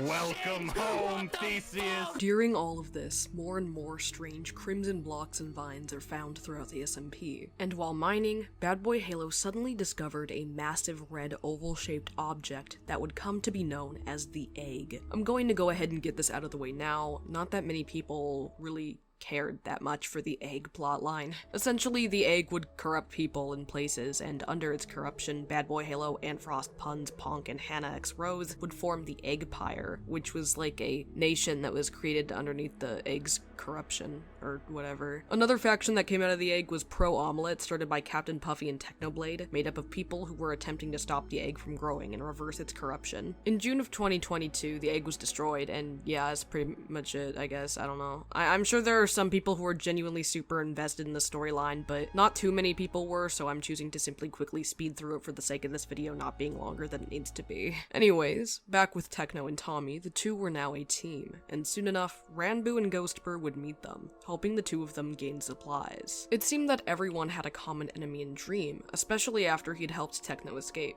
making the L'Manbergians furious. After all, Dream was the source of every single problem the other server members had seen. The first L'Manberg War, giving Schlatt his endorsement, helping Wilbur to blow L'Manberg to smithereens, exiling Tommy. Aside from his very close allies, Dream was hated by all. Quackity would bring everyone to the room in which they had schemed previously against Technoblade, however this time they would be plotting against a different enemy. Dream. They had to come up with an intelligent plan, seeing as Dream was the most powerful person on the server. What the others had in numbers, Dream had in power. Physical, metaphorical, emotional power. Tubbo would recall his assassination at the Manberg Festival, the only successful assassination to have taken place on the server. The Butcher Army planned to carry out an execution in a very similar fashion, planning a festival to celebrate their newly reconstructed relationship with the greater Dream SMP. Meanwhile, a lot of the server members were completely under the assumption that Tommy was dead, seeing as anyone who would travel to the remains of Logstedshire would see the land ravaged, a giant pillar to jump from, and no Tommy. Dream, however, was no fool, and Techno would soon discover that he was looking for Tommy. Techno would warn Tommy about this, and the two would hide Tommy with an invisibility potion as Dream approached Techno's cabin to have a chat with him. The two were able to protect Tommy for the time being, however the next day he would return to the cabin to investigate once more during Techno's absence. Thankfully though, Tommy wasn't alone. Ghostbur was there too.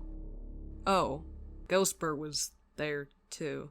That's not good. Dream knew that Techno was sheltering Tommy now, but claimed not to mind, so long as he wasn't in L'Manberg and he knew where Tommy was. During this time period, Mr. Beast also logged onto the server a couple times and like hit a shit ton of money. It just felt like mentioning that because we all love Mr. Beasts, don't we? It's also probably important to mention that around this time, what is known as the Tales from the SMP was established. The Tales from the SMP is a side anthology series through the eyes of Carl Jacobs, a time traveler. These stories aren't super important, but they're still somewhat interesting nonetheless, and what I find really interesting is that the series would go on to inspire a comic book series created in collaboration with Dark Horse Comics known as Time Traveler Tales. It would honestly be really cool to get my hands on one of these one day, so if anyone out there has one— who am I kidding, I ordered one just for this video because of course I did. It's very surreal to be able to hold an officially produced comic book that wouldn't exist if it weren't for the Dream SMP. It's not like these are in stores or anything. I highly doubt you could find the Dream SMP inspired comic book at your local Barnes & Noble right next to the Book of Bill, but it's still real and produced by an actual comic book company, and that's somewhat of a testament to how influential the Dream SMP really was. Do let me know if anyone else has this thing, as its very existence is incredibly interesting to me. Back to the actual story, on January 5th, the festival was ready to begin. The citizens of L'Manberg celebrated to their heart's content, but strangely enough, Dream was nowhere to be seen. Quackity would pull Tubbo aside to express concern over whether or not Dream would actually show. Tubbo reassured him that he had to be there eventually, and the group would continue to stall under the expectation that Dream was simply running late. Tommy and Techno were made aware of the festival, and would sneak in with invisibility potions, meeting with Ranboo. Ranboo informed them that Dream would be arriving soon, and Tommy saw this as an opportunity to acquire his discs. Dream would eventually arrive, however he wouldn't go towards the festival like the citizens thought he would. Instead, to everyone's surprise, he would begin rebuilding the obsidian walls once again. Tommy fucked up. What did he do? Oh no. What happened? What? Well, how is Tommy? What? What is Tommy involved? So What do you're you telling mean? me you're telling me that you don't know what he did? No, we don't know. You Tommy's actually don't know what he ex-Dream. did. He's gone. What did No, Tommy okay, do? you're lying to me. You're lying to me. We're Tubbo. not. Just I'm being say, completely just spit it truthful, out. Dream. No. What do you mean? Dream would start exclaiming how Tommy had messed up for the last time. However, everyone hadn't a single idea what he was talking about. Dream would lead the citizens of L'Manberg to the source of his anger, the community house, but not the way that it should have been. Completely blown up and engulfed in water, the community house was gone, and Dream claimed that Tommy was the source of the issue. Dream was enraged. The community house was the most cherished building on the server. It was the beginning of everything, the first building ever constructed. Dream would lash out at Tubbo, claiming that he was affiliated with Tommy, seeing as he still had one of his most prized possessions. one of his discs. Dream said that if Tubbo wasn't affiliated with Tommy anymore, then he'd be fine giving him the disc. At this, Tommy and Techno made their presence known, both of them demanding that Tommy had nothing to do with the house's destruction. Tubbo, however, doubted Tommy's credibility, seeing the fact that he was even there in the first place as a sign of his guilt. Yeah, but in my defense, both times, that time was funny. This wasn't me. This wasn't me. This wasn't me. This wasn't. Let me. Hey, listen to me. I don't need to prove myself to you. This wasn't me. Trust me. Jesus Christ. For once in your life, Tubbo, trust me.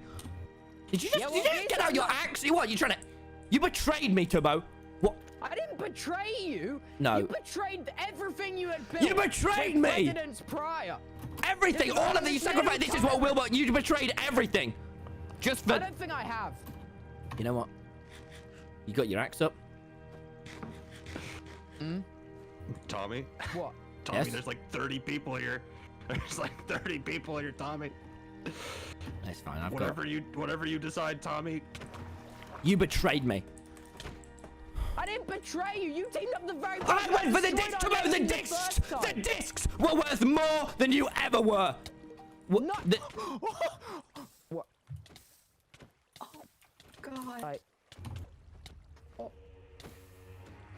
God. I don't. You meant. You. Hey, you. Give him the disc. You Tommy. give Dream. I'm not. Now give me the disc. What am I? Tommy. What? Yeah, this.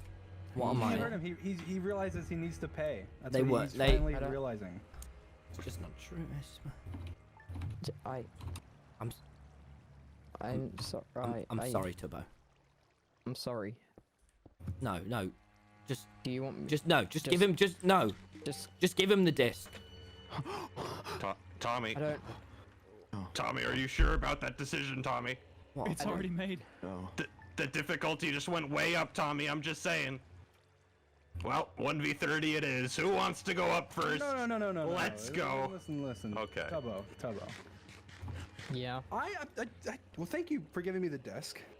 I just want to say that you're an idiot. What? You are an absolute idiot. And you have no power, and you are the worst president that has ever been president of the land, because you're no president at all! No, listen! You're not even president! Sucks. You're not even president! Quackity is more president than you. I'm more president of Lemanberg than you. You get pushed around by everybody on the server. Yeah, because tell 'em. you are an idiot. You are a buffoon. You are a fool. You fall You're a for coward. everything.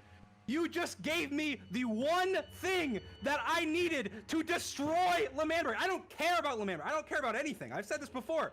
The only reason I had not destroyed Lemanberg is because you had the disc. I had to be friends with you to get the dumb disc back. I don't care about you. I'm not your friend. Okay? I cared about getting the disc back, and I got it back. I got it back. And that's the only thing that really matters. You can't even run your nation right. Rambo is a traitor. One of your most trusted friends. No, that's not. Okay, it is true. Read this book. Read this book. Knew it. Rambo. There's his memory book. What is He this? was meeting Do with not Techno read. and Tommy and told them everything. What? Rambo, you're the I most deny all loyal. of You this. didn't trade. I also deny memories. anything that's true. Denying all of this. It didn't happen. I've never met that man in my You life. can't even run your own nation I correctly, can't even Tubbo. spell Rambo. Listen, What? Tubbo, you Lemanberg is weaker than it's ever been, and it's because of you. You have destroyed everything. You have ruined your friendships. You have ruined Lemanberg's allies. You are a horrible president, Tubbo. Yeah. You suck, right. Tubbo. Techno. Yeah. You got any withers? What? Oh, I'm liking where this is going. Stop. Dream. No. Stop now.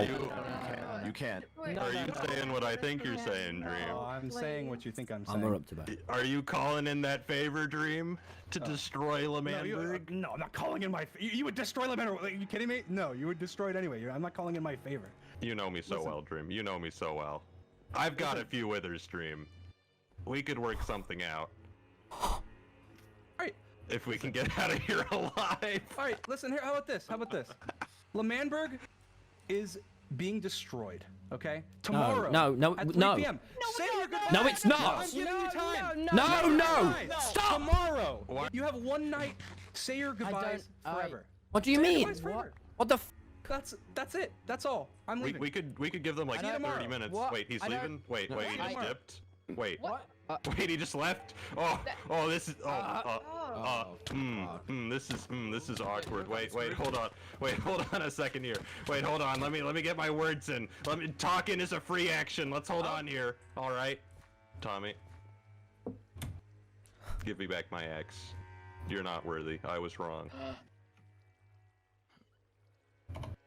At once, everyone began to prepare. Regardless of the tension between most people at the time, everyone would work as one, preparing for doomsday. Not everyone was on L'Manberg's side, however. Nikki, H-Bomb, and Fundy felt that L'Manberg needed to learn their lesson the hard way. They wouldn't side with Techno and Dream's rampage, but Fundy, however, would still destroy the supplies that everyone had gathered. While L'Manberg was preparing, Dream and Techno were doing just that tenfold. Now with Philza on their side, the three would prepare for total and utter destruction. Obsidian bridges were hoisted atop L'Manberg, all with TNT dispensers that would fall onto the nation, drained of all its water for as much destruction as physically possible. Techno would command a massive dog army, and had the supplies to summon over 50 withers. Even if they still had their supplies, which they didn't, their fates were already sealed.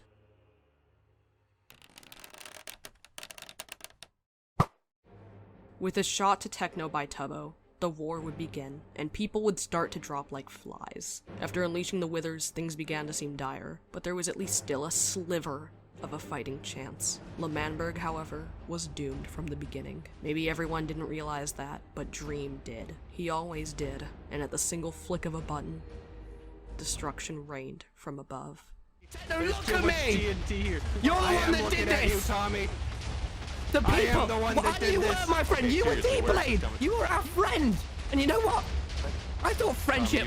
Listen you to me, never please, thought of me as a Techno, friend, for once in Tommy. your life, listen to me! You were my friend! And I I listened thought... to you for just weeks. listen What to did me! you do? I thought people... You went back to Tubbo, the guy that exiled you. that chose Technoblade, his country over you. people are above the government. It doesn't matter if we I'm want a a government. person. If we don't, you are Techno, and so are we. The discs. The reason the discs is because they were stolen from me. Nothing is taken from you here, Discs aren't Technoblade. people. Nothing was taken from you here. You're selfish. You're destroying what people love for your own God. self-gain. And just like that, it was over. For the third and final time, L'Manberg would be destroyed, never to return. The nation that served as the primary point of conflict, the nation where the majority of memories were made, it was all gone. And I can't even begin to imagine how much pain the poor builders must have been in.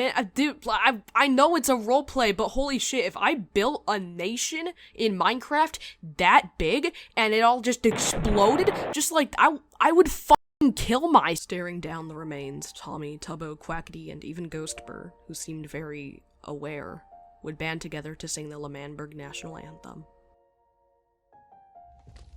Sing along with it. There was a special place where men could go emancipate the brutality and tyranny of their rulers. We've got to end this soon.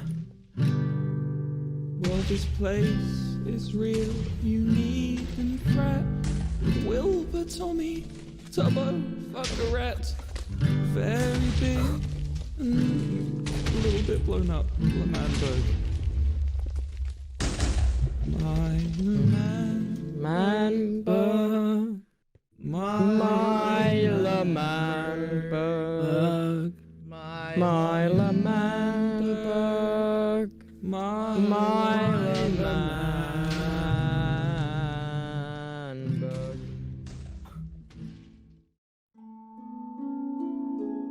A new day, a new era. Staring into the wreckage, Tubbo decided to set out to a nearby snow biome and begin work on a brand new nation to call home. One that would hopefully serve to learn from L'Manberg's mistakes. With the help of his stream chat, he would take to naming this place Snowchester. Meanwhile, with Tommy, Dream instructed him to log on to the server and start streaming immediately, as something urgent was waiting for him. Tommy would log on to discover his house replaced by netherrack and on fire, the only thing within it being a chest with 2 signs on it, instructing Tommy, Tubbo, and no one else to meet at a location. Within the chest, a single item would be found, a compass titled Your Discs. This was the beginning of the end. While Tubbo's new nation began to grow and Tommy moved in with him, the server once again focused on growth over the course of the next week, and Tommy and Tubbo would prepare. The pair knew what they had to do, finished the job they started, returned to what brought them together in the first place. Despite everything that had happened previously, the two knew they had to do this together. Both on their final life, they prepared to set out for what could have very well been their final journey on the SMP. As they set out, however, it appeared that a few people were waiting for them. Wait. Oh my god, he's waiting along the path for us. Wait, is everyone Oh, they're all waiting along the path! Everyone in the server lined up to say farewell to Tubbo and Tommy. Allies, enemies, everyone. Tommy and Tubbo set out to finally end the disc saga once and for all. The compass led them to a massive mountain atop the ocean, and on the top of the mountain, Tommy and Tubbo would fight for the discs.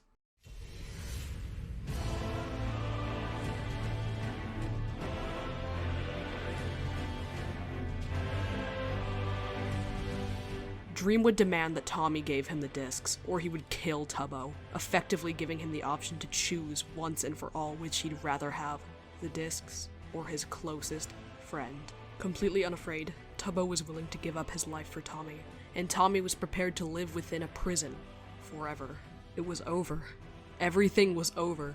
Tommy and Tubbo, despite everything that had come between them, were together at last. Together for the final time. At least, that's what they thought. What the fuck? Goodbyes. I'm sorry, Dream. Goodbye, Tommy. Puns? I'm sorry, Dream. But you should have paid me more. Oh. You came! That's what I'm talking about, baby. This was my endgame, alright? Every single person on the server showed up, prepared to fight for Tommy and Tubbo, Dream's greatest enemies to his greatest allies. Everyone was there. Everyone witnessed Dream's true evil. With Dream now powerless, Tommy would become the one in control. You know what, you son of a bitch? You told me everything. You said I'm too important to kill. Even now, you're not gonna kill me. Put your armor in the hole. Everything on you there. Tommy. Hey, Dream, kill me. You said you won't. You f***ed up for the last time, Dream. Tommy, you said I'm not gonna kill you, and I know you're not gonna kill me. Right? Why would I not kill you? Because we have so much fun together, right? Dream and Tommy, war and Dream. You have fun times. You have caused me nothing but pain, and now it's your turn. Stop! This is it. The acts of peace. Listen, Tommy, I can bring people back to life. The acts of peace.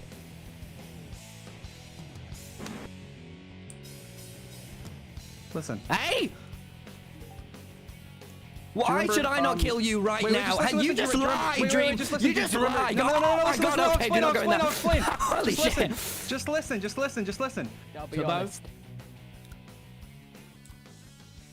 Let's make Wilbur proud.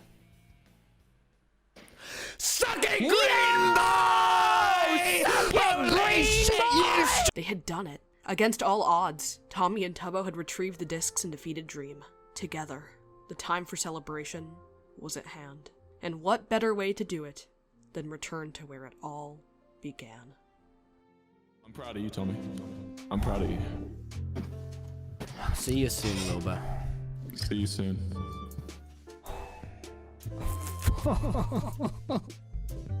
You really, yeah. What did we do? Dream SMP Season 3, baby!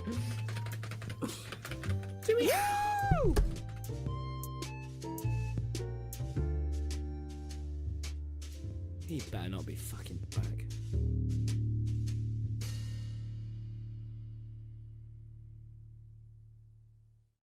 And just like that, the Dream SMP would come to an end. A perfect place to end the server. The discs were back where they belonged, Dream was imprisoned forever, and it seemed that finally everyone was on the same page.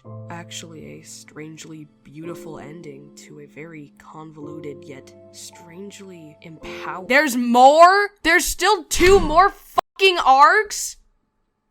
I've already gotten my first gray hair over this goddamn You can't seriously expect me to do more. I know how much you like money and attention and validation, but this is too much for anyone to do in such a short period of time. You let me out of this f***ing prison you put me in right now. Why don't you make the video yourself if you're that insistent on me getting this thing done? What are you Put that down, put that down! So very sorry about all of that. It won't happen again. Let's continue, shall we? We have arrived at our 5th arc, the Empowerment arc. Honestly speaking, from here on out, the story becomes incredibly cluttered and convoluted, splitting into several different stories with varying degrees of general interest. Most people following the story up until this point quickly became disinterested, as there was just too much going on. There wasn't really a single storyline to follow anymore, and as such, I'll try my hardest to skim through these last 2 arcs. Say hello to Pandora's Vault, a massive prison complex with a secret system designed to hold its residents permanently without even the smallest chance of escape. And of course, Dream's new home. Tommy logged onto the server with purpose. It was time to rub in his freedom to Dream. After a brief visit from Tommy, Dream realized just how desperate he was to escape, and as such, he started to scheme in his little dream cell and would turn back to his usual manipulation, attempting to annoy Sam as much as possible and guilt any visitors who would show up. Dream then proceeded to give every single person on the server the silent treatment, not speaking a word, annoying Sam as much as possible. A month after his first visit, Tommy would visit Dream one final time to say goodbye and move on with his life. But Dream wasn't gonna have that. Sam. Yeah? Sam, you know I don't deal very well in... Can you go over there, please? This is very obvious. Can you talk to the cat? Sam, you know I don't deal well in close quarters situations for a long time, Sam. Sam, you remember when you visited me in exile, Sam? Right. This is worse than that, Sam. Let me out. I don't like this. I know it's not the best. I know it's not the best. I can't let Sam, you out. if I get out of here, I'm gonna fucking beat the shit out of you. If I let you out while there's an issue that could affect the security of Dream being in there, is that really worth it? For once in a life, stop being a pussy, man. Just shoot him in the face. Let me out. Please. This is... Tommy. I'm f***ing claustrophobic. Tommy, I promise you we'll get you out of there soon, but you've got to be strong and you've got to stay I'm not being... okay? Just let... Fuck off, man. Fuck off. Someone had blown a mountain of TNT atop Pandora's vault, seemingly attempting to break in, and Sam decided that no one was allowed to enter nor leave until the prison had gotten the source of the security issue fixed. Sam refused to let Tommy out, not allowing anyone out of Pandora's vault.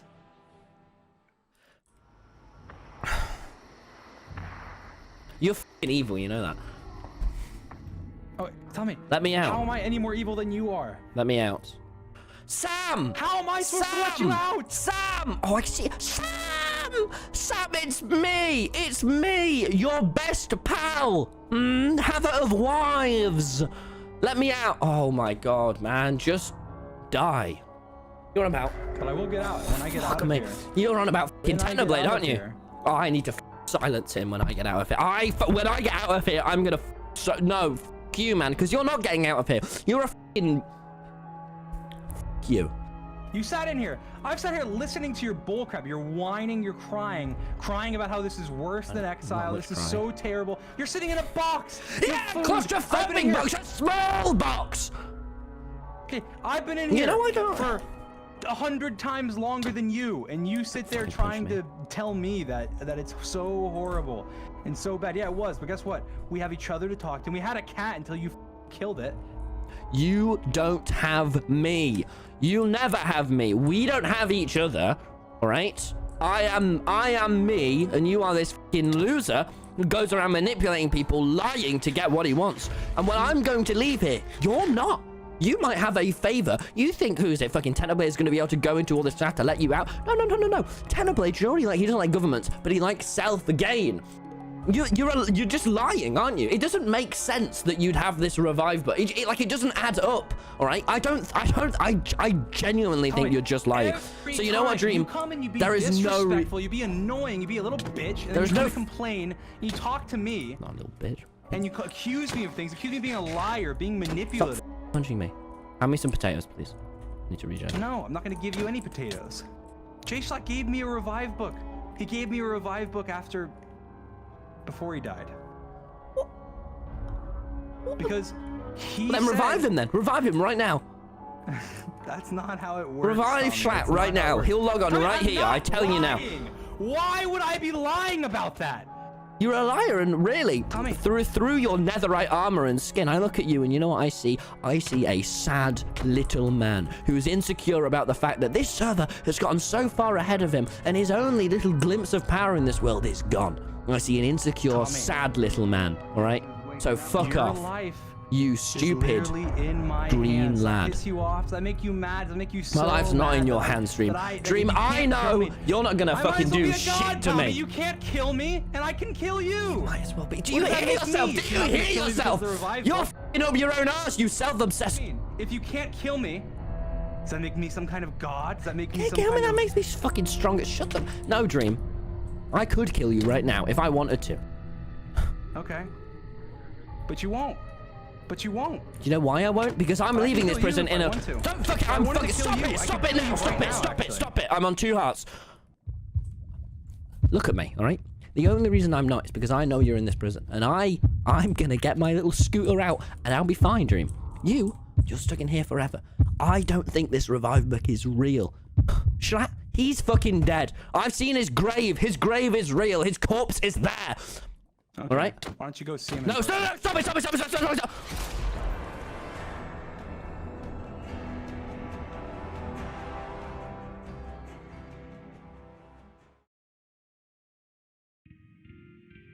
Just like that, Tommy was dead.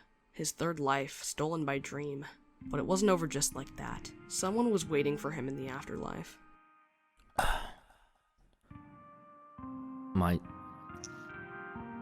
Am I dead? Hello, Tommy. Hey.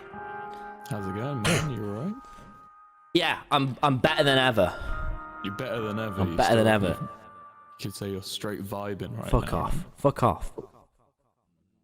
I literally set out these cards for 6 hours this morning. You are so lonely. You have so few friends. It felt like 6 hours, but yeah, well, see, you are so lonely. You are so lonely. What do you mean? We've got Schlatt and Mexican Dream. Oh, don't get me fucking started. You are so lonely. You are so lonely. Not me. Well, I know what I'm like, and I fucking hate it here. I'm having a great time. I don't know about you. Look, I was thinking, Tommy, basically what we do is, after a couple, maybe like a couple more months of work, I'm going to set up the solitaire arena, right? And we'll have a fight to the death. We'll get I can't even remember what girls look like. I just see Mexican Dream.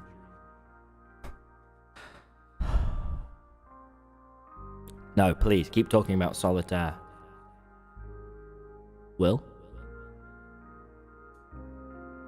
What? Oh. Tommy.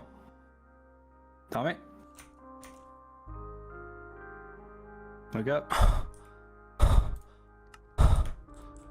A whole era would be dedicated to the server grieving Tommy's death, and after his revival, no one other than Dream was aware that Tommy was even still alive. Sam would discover him alive with Dream on March 12th, and overcome with guilt, he would release Tommy from the prison. Tommy, horrified at the power that Dream held, would plot with Tubbo and Rambu to kill him, seeing as the power of the book was already engraved within Dream's mind. After a lot of brainstorming, they convinced Sam to allow Ghostbur to enter the prison, seeing as he was the most harmless person on the server. Their plan was simple. Tommy would sneak in behind him with an invisibility potion, the axe of peace in hand, and finish the job he had started during the final disc confrontation. The day would finally arrive, and everything was going to plan, but Tommy grew impatient, taking out the axe of peace, ready to slay Dream once and for all. Sam would spot him and call him over, and the two would start to argue, but Ghostbur was still with Dream, and Dream demanded to be let free immediately, or he would go through with his threat to revive Wilbur. Ghostbur was horrified at the revelation, and Tommy would try his hardest to comfort him through the chaos.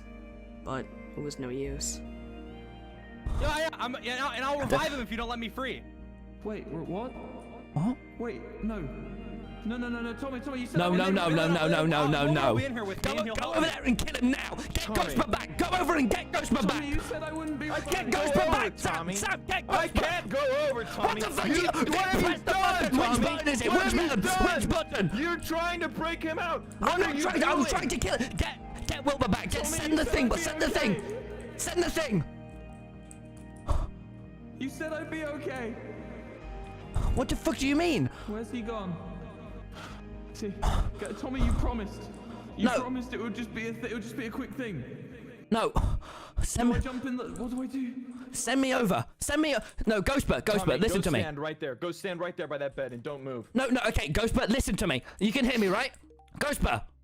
Tommy, I'm scared. No, listen. I don't know. He can't change his skin from in there, can he?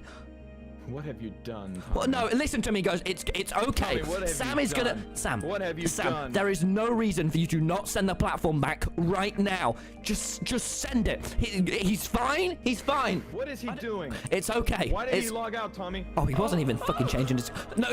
Listen to me, Ghostbud. Listen. Back up, Tommy. Back up. No, it's If you okay. don't let me out, I'm gonna revive him. No, Then he'll help me. Please, Wilbur will help me. No, send me over there. We can just kill Dream I'm now. not sending you over there. Look what I'm holding. He's just gonna keep you both. Back up, Tommy. Just send me over. Send me over. Ghostbud. Tommy, please. No, you're not gonna die. Ghostbud, count to 10. Count to 10, Ghostbud. Count to 10. 1 with me. 1, 2, 3. We're not gonna die. 4, 5. It's fine. It's okay. 6. Think of the blue. 7, 8, 9, 10. It's gonna be okay. Stop counting. It's gonna be okay. Ghostbur is a ghost. Back up, Tommy. What do you mean back Go over up? there. Go by the bed. No, Go by the bed. but he's there. You You promised don't it would be understand, okay. Sam. Tommy, you promised me it would just be a quick thing. Tommy, what am I supposed No, to no, do? no. If I send the Can you bridge kill over, him? something could happen. He might get out. Tommy, No. you said it would be okay. No, go.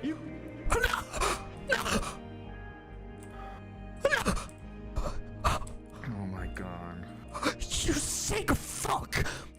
Sam escorted Tommy out of Pandora's vault, and Tubbo and Rambo would rush to ask what had gone wrong. There was no time to talk, however. If Wilbur was ready to return, then he would come back to life at the place of his death. Tommy, Tubbo, and Rambo made their way to the remains of L'Manberg. And lo and behold, Wilbur was there. Tommy was certainly conflicted. He was happy to see his old friend, but also horrified at the consequences of bringing him back. Wilbur was a different man now, and he would explain how death in the afterlife worked on the SMP. Wilbur explained that after death, people would go into a limbo of sorts. A limbo where time moved differently. Wilbur would be stuck in his own limbo, which manifested as an empty, isolate train station for over 13 years. He was back. And now, he had a white streak in his hair! Oh my god, just like me after making this fucking video! He just like me for real! Tommy would take Wilbur on a tour around the SMP, showing him how everything had changed ever since he had left. Meanwhile, however, someone much cooler than all these little British guys, Quackity, would go on his own little adventure, wanting power after everything he had gone through. Quackity would start finding people to join a brand new nation of his own creation. A brand new nation known as Las Nevadas.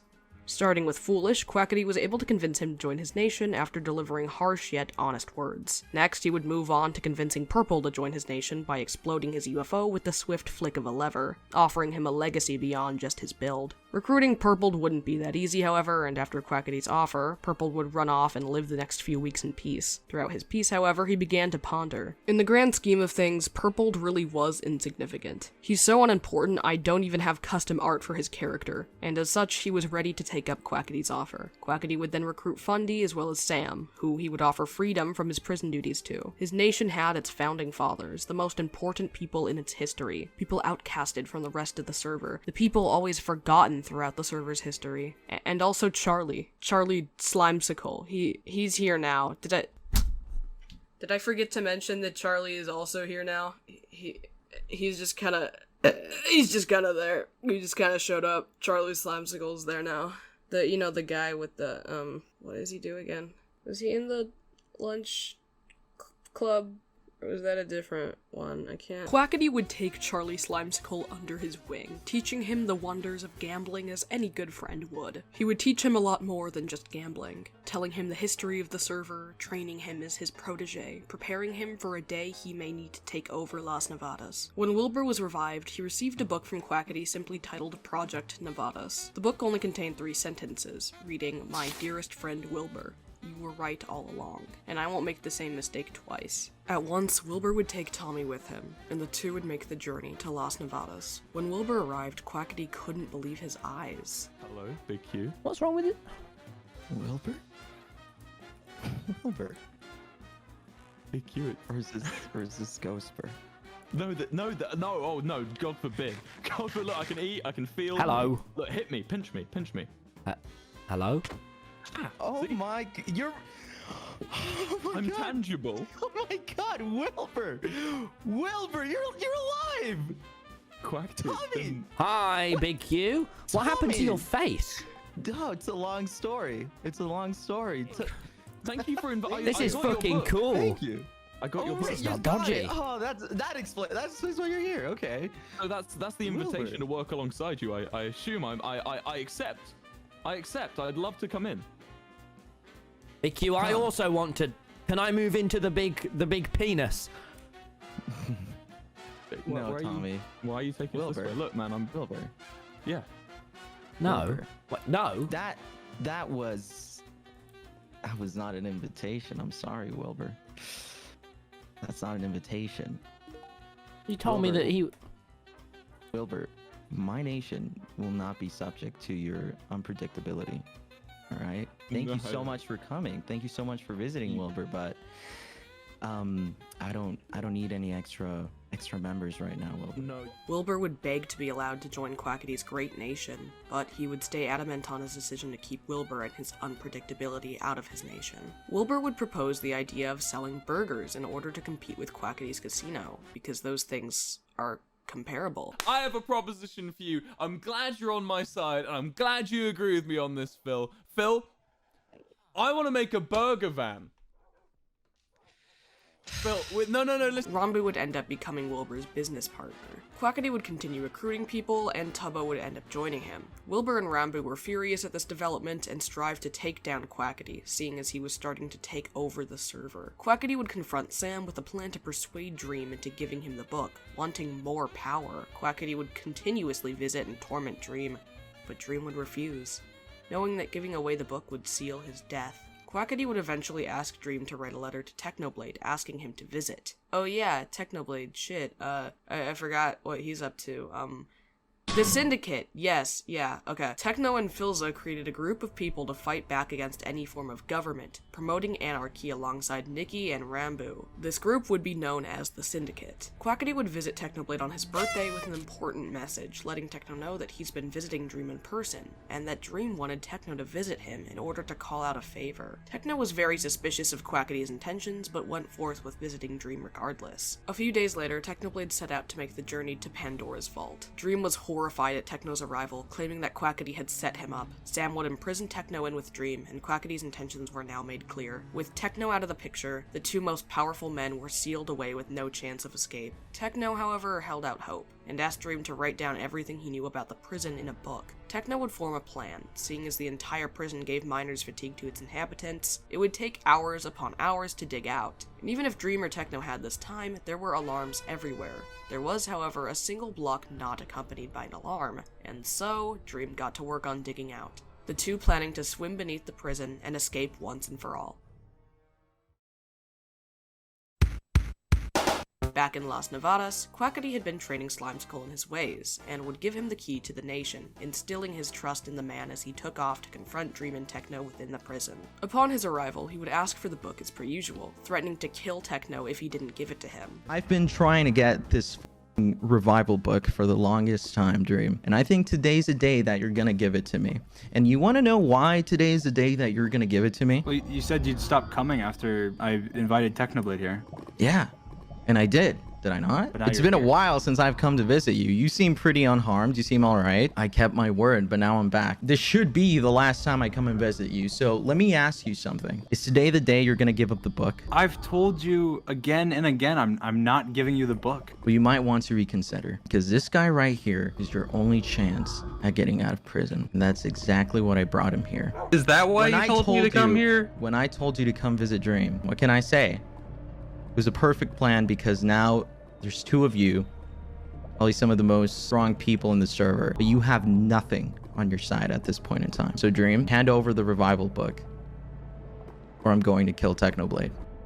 Quackity was furious, about to kill Techno, when he was suddenly transported out of the prison. Each member of the syndicate had a system that allowed them to be transported to their main room at the click of a button. Ender pearls were thrown into water and would remain dormant until a trapdoor was closed on top of them, meaning that for any reason at any time they could be summoned back to the room. Filza had closed this trapdoor, saving Technoblade from prison. Techno, however, wasn't done, and planned to break Dream out of prison. He still had all of the information on the prison that Dream had handed to him, and in one of the books, coordinates were written down. Technoblade would travel to these coordinates, and they would lead to a mountain full of blueprints to the prison. The Syndicate would begin planning to break Dream and Rambo out, because Rambo was also just in prison. I don't know why. Techno would accidentally break out Connery's pants, who was also just there for some reason. The group had successfully escaped the prison, however, outside the prison, they were met with a group of people who were adamant on getting rid of Dream and Techno. Sam would take Rambo hostage, killing him, and Techno, Dream, Phil, and Nikki would run off. Finally, Dream had escaped. We only have one more arc to go. I am so close to freedom, you guys. I can taste my happiness. In Las Nevadas, Quackity had been preparing for war, knowing that Techno was likely angered by his attempted murder of him. He put Las Nevadas on lockdown, however, it seemed that the real threat was within the walls all along. Quackity and Slimeskull went off to inform the residents of Las Nevadas that they must prepare for war, but Purpled said that he had something to show them, a chest that someone had left on the other side of the casino. There was nothing in the chest after opening it, however, and they would soon find out that this was a trap set by Purpled. Purpled would demand that Quackity give him the revive book, assuming that he must have had it, and the two would fight. In a fit of rage, Purpled threw Slimesicle off the platform and into the lava. Slimesicle was a unique case compared to the rest of the members of the SMP. He was, well, a slime, and no one really knew how their life system worked. After his death, Quackity and Foolish tried to piece him back together, but what remained was a shell of his former self. Hardly able to communicate or remember anything, nothing like his previous counterpart. Regardless of this, Slimesicle would randomly disappear. Techno, meanwhile, wasn't focused on hunting down Quackity immediately. Instead, he was hell-bent on getting revenge on Sam for killing Rambo. Rambo had given in to Sam, allowing him to take them hostage and kill them, and Techno found out that Rambo had submitted to Sam because he had shown them a picture of the adopted piglin son that Rambo and their husband, Tubbo, took care of together. Oh, yeah, Rambo and Tubbo got married while Tommy was dead. While in canon they got married for tax benefits, they would end up actually falling in love later into the relationship. Fictionally, of course. Techno would visit Tubbo in Snowchester, explaining what happened to Rambo. Tubbo and Techno would team up to find Michael and avenge Rambo. Yeah, Michael is the name of the piglin son. I don't know why I didn't write that in the script. They would confront Errett, who had been taking care of Michael previously. Errett admitted that they trusted Sam to take care of Michael, assuming he would keep him safe. Errett felt bad about this, and would join the two to hunt down Sam. Dream had previously told Techno the location of one of Sam's hidden bases, so the group traveled there confronting Sam. Sam said that he was building a safe place for Michael, but the group wasn't having it, fighting Sam into surrendering. To punish Sam, they would take him to Pandora's vault and leave him there to be locked in his own prison. Dream would hide out in the prison when he needed to, and would taunt Sam, letting him know that he had opened Pandora's box when Dream had escaped, and that he was going to destroy Quackity and everyone he cared about. Dream would let Sam escape after killing him and taking over Pandora's vault as his own.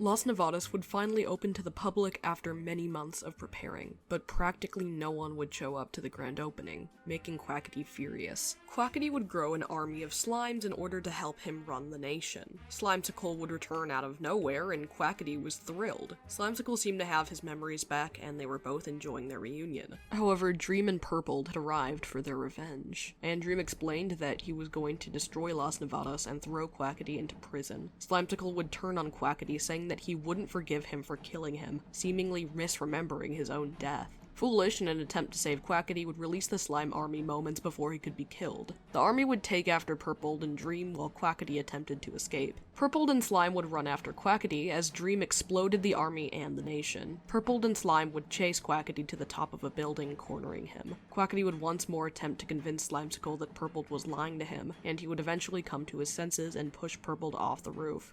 He's the one who killed you. I didn't do anything. It wasn't me. Remember the lessons I taught you. You remember humans are assholes? Remember I told you not to trust anyone, not get emotional attachments to anything, hold your ground against authority. The key, remember the key I gave you. Please, just try to remember.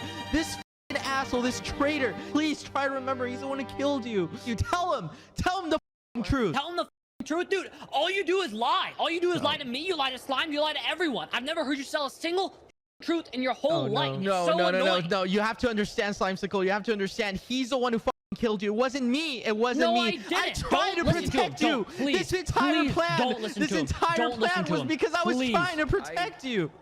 Please, I don't know. You have to trust me. You have to trust me, Slime. He's gonna kill me first, and then he's gonna kill you. Okay? You have to believe me. You have to believe me. Don't listen. Don't listen to him. Don't listen to him. I'm done with this guy. I'm done. All he does is manipulate. He lies. He destroyed my UFO. He thought I'd work for him. You think everyone's just gonna listen to? Oh my god.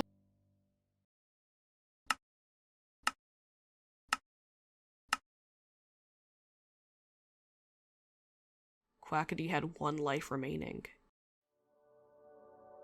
He would set off across the server to apologize to everyone, his nation destroyed. Following Dream's escape, there was one person more horrified than anyone else. The one person that Dream had hurt more than anyone. The one person Dream had tormented physically and emotionally without a shred of remorse. Upon hearing the news, Tommy knew he had to prepare to finish Dream off. He set off to where he had been exiled all that time ago. It was here that he had buried the Axe of Peace, the weapon he had used to kill Dream beforehand. However, upon opening the chest where he had placed it, there was nothing there. It seemed that someone else had gotten there first. An old friend. What the f? Why is it gone? Why is it gone? Hey, Tommy. You looking for something? You came to get your stuff? Hey, Came to get the welcome back axe. to Exile. Welcome back.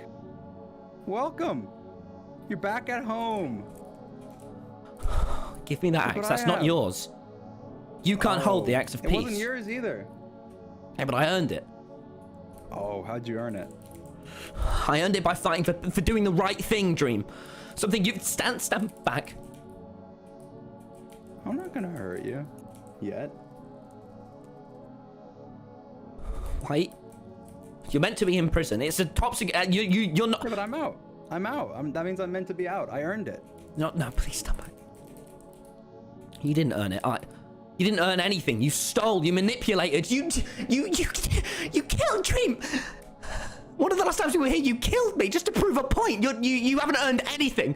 Stand back, all right? I've got my shield up. Again. No, you won't. And then I'll revive you, and then I'll kill you again, and then I'll revive you, and then I'll kill you again, and then I'll revive you. No, and you I'll kill won't. Again. No, you fucking won't. Don't hit me.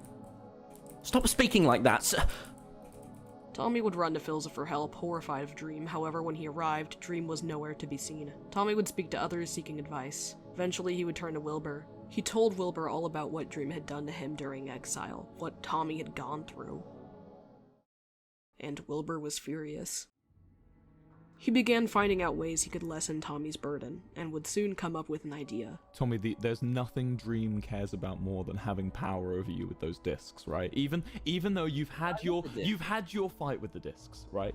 You won, Tommy. Dream was put in prison, but the thing is, you owning those discs still gives him the power, and even the thought that he could get those discs back, or potentially that's it. The thought that he could get those discs back, or his creation, me. I'm his f***ing creation if I owned those discs. How are you his creation? He brought me back to life, Tommy, you know this. He brought me back to life to spite you, to show you that he still has power over you. If I owned those discs, or, he has even the idea that he could get those discs back, that's enough power to make him do whatever we want him to do. And Tommy, I know what I want him to do. What? Tom, you'll find out. Wilbur revealed afterward that the discs were fake, and that he had done this to convince Dream that the discs were gone forever, hopefully so that some of Dream's power over Tommy was gone. Soon after, Wilbur would say his final goodbye to Tommy, not even telling him where he planned to go. Wilbur would then give Tommy his tragic backstory, explaining that he used to live in Utah. Wait, what the fuck? This guy, William Afton, why are you British and live in Utah? Anyways, Wilbur explained that he had sailed away and gone off to the Dream SMP, and then he gave Tommy his journal from the L'Manberg Revolution all that time ago, and prepared to set sail yet again, saying goodbye to Tommy forever. Going off to Utah, I guess. I don't know. Anyways, Tommy would find Tubbo, and the two would start a plan to kill Dream once and for all. They would plan for a while before breaking into the prison where Dream resided. They would charge through, attacking Dream, catching him by surprise. Oh, Dream! Okay, go, go, go, go, go! Get him, Toby! Get him! Holy shit! Wait, what? Oh, Wait, what the fuck is this? How are you here? Crit, Toby, crit! I'm trying! Toby, what the crit! hell? I literally am! How you... I'm crit spamming. Go, go, go! It's like slow because of the mining fatigue! We got you now, Dream! I know. Make sure Okay, it's gotta be low, it's gotta be low! Tom, you need to damage him! I'm trying, I don't want to hit you, man! Just go! Just go! He's healing, he's clearly low! I'm getting him up! Hold him up, hold him up! Hit him! What?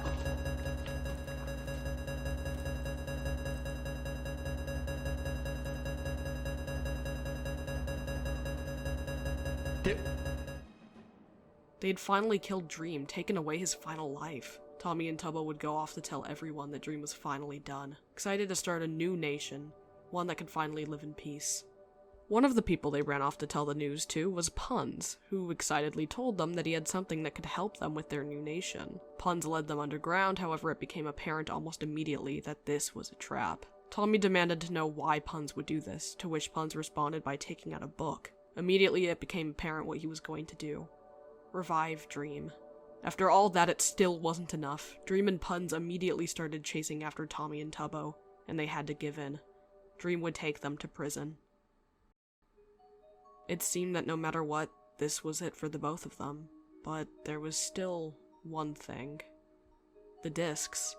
Dream had taken all of Tommy and Tubbo's items, even burning everything that they had in an ender chest. But Tommy still had the discs. Dream thought that they were gone, so he was still able to hold on to them. If Tommy was able to throw the discs onto the pressure plate, they could both escape. Tommy threw out Mellow High, and it burnt in the lava. The second disc, however, landed on the pressure plate, and the two were able to escape.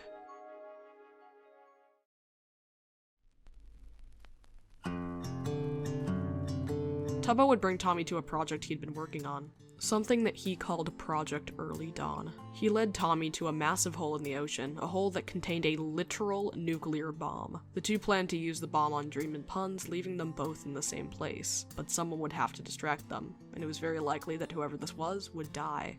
Tommy was more than willing to sacrifice himself in the name of the greater good, and when the day finally came, Tommy and Tubbo would share their final moment together, reflecting on everything they had gone through, every conflict, every victory. Time to say goodbye, Toby. I don't want to raise suspicions. No, there's plenty of time. It can just be like a 1-minute thing.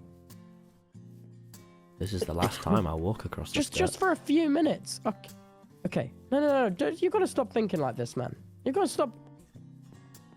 Just enjoy the last moments, perhaps. These are the last moments, Toby. It doesn't need to be. It doesn't. Yeah, they should. The last ones should be good ones. It's the last time walking along the prime path. And it's a good walk. It's a good walk, right? The sun is shining. It's nice and blue outside. The view is nice. This is the last time seeing the hotel. It's no. You still need to finish the hotel. You need to repair it. You can't do that yet. Maybe Sam Nook will come back. What if he comes back and you're not here? He said till we meet again. He's waiting for you.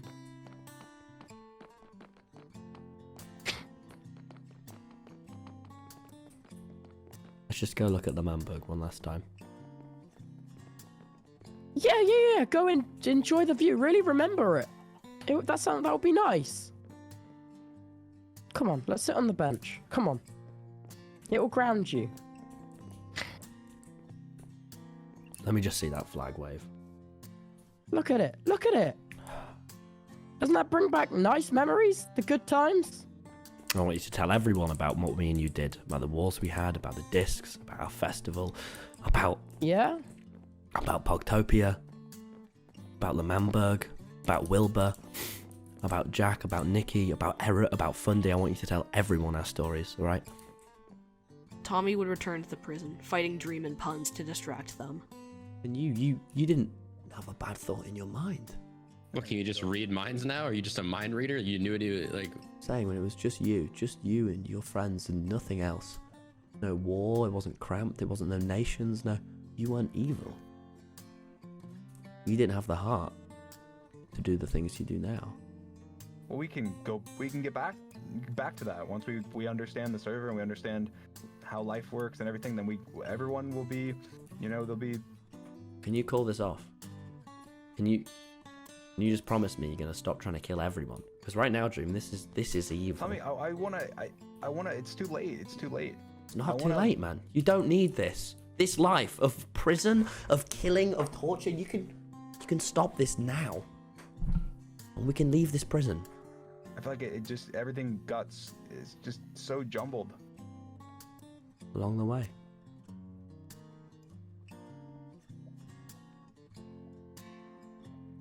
I'm with you, man.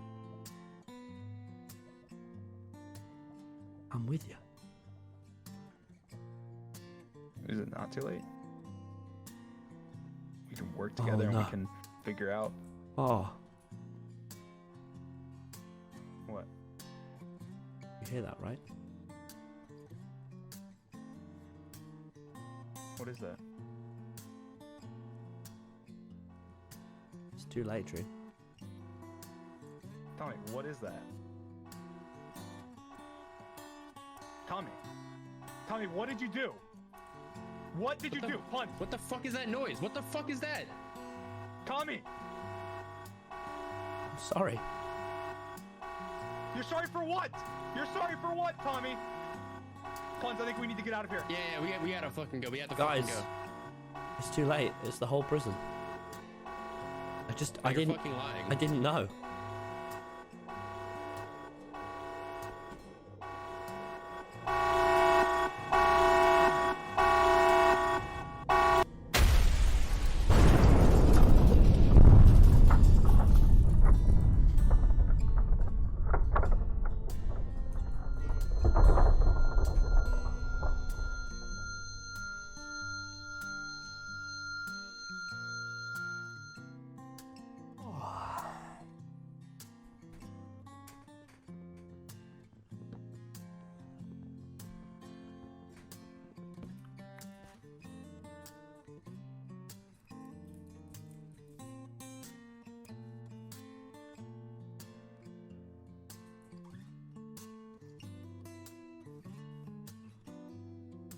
Hey man, what's up?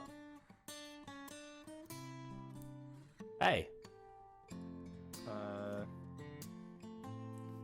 Who are you?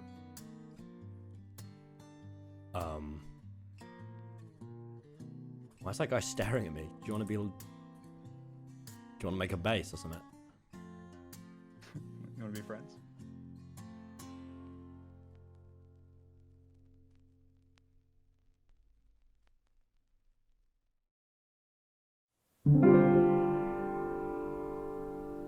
And that's it.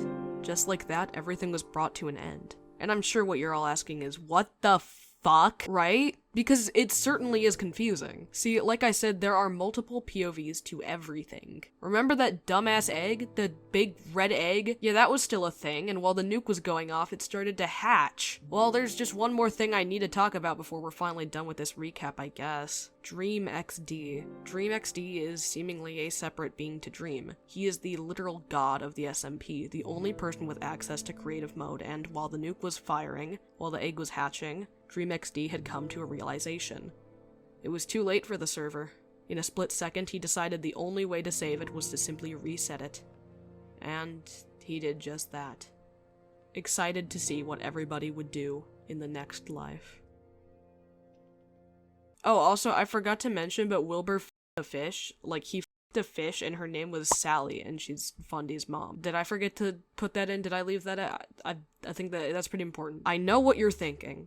This story really should have ended back with Arc 4, and I absolutely agree. I think the whole server reset thing was honestly kinda cheap, but in a sense it's a little bit beautiful, I guess. It's a bit beautiful watching Tommy and Dream finally learn to understand each other, only to die and then come back forgetting everything. In a perfect world, all of this just happened like alongside the Disc Saga finale, and it could have just ended right then and there. But on one hand, I understand. I can't blame anyone for wanting to continue the SMP when it was practically a money and fame making machine. Well, I'm sure things will get better in Season 2.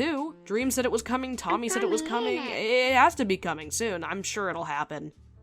Soon. Any day now. Dream SMP Season 2. Yeah. It's coming, I swear. Just give it a... It's coming, okay? But overall, it's just somewhat of a beautiful story. And I know I skipped through way too much towards the end, but I was aiming for the world record speedrun, alright? Now, let's just submit this to the leaderboard and... Oh no. Oh no, no, no, no, no, no! What? No! I forgot to turn my Ender Pearl drop sheets off! No, no, you're kidding me! I have to do all of that all over again without cheating?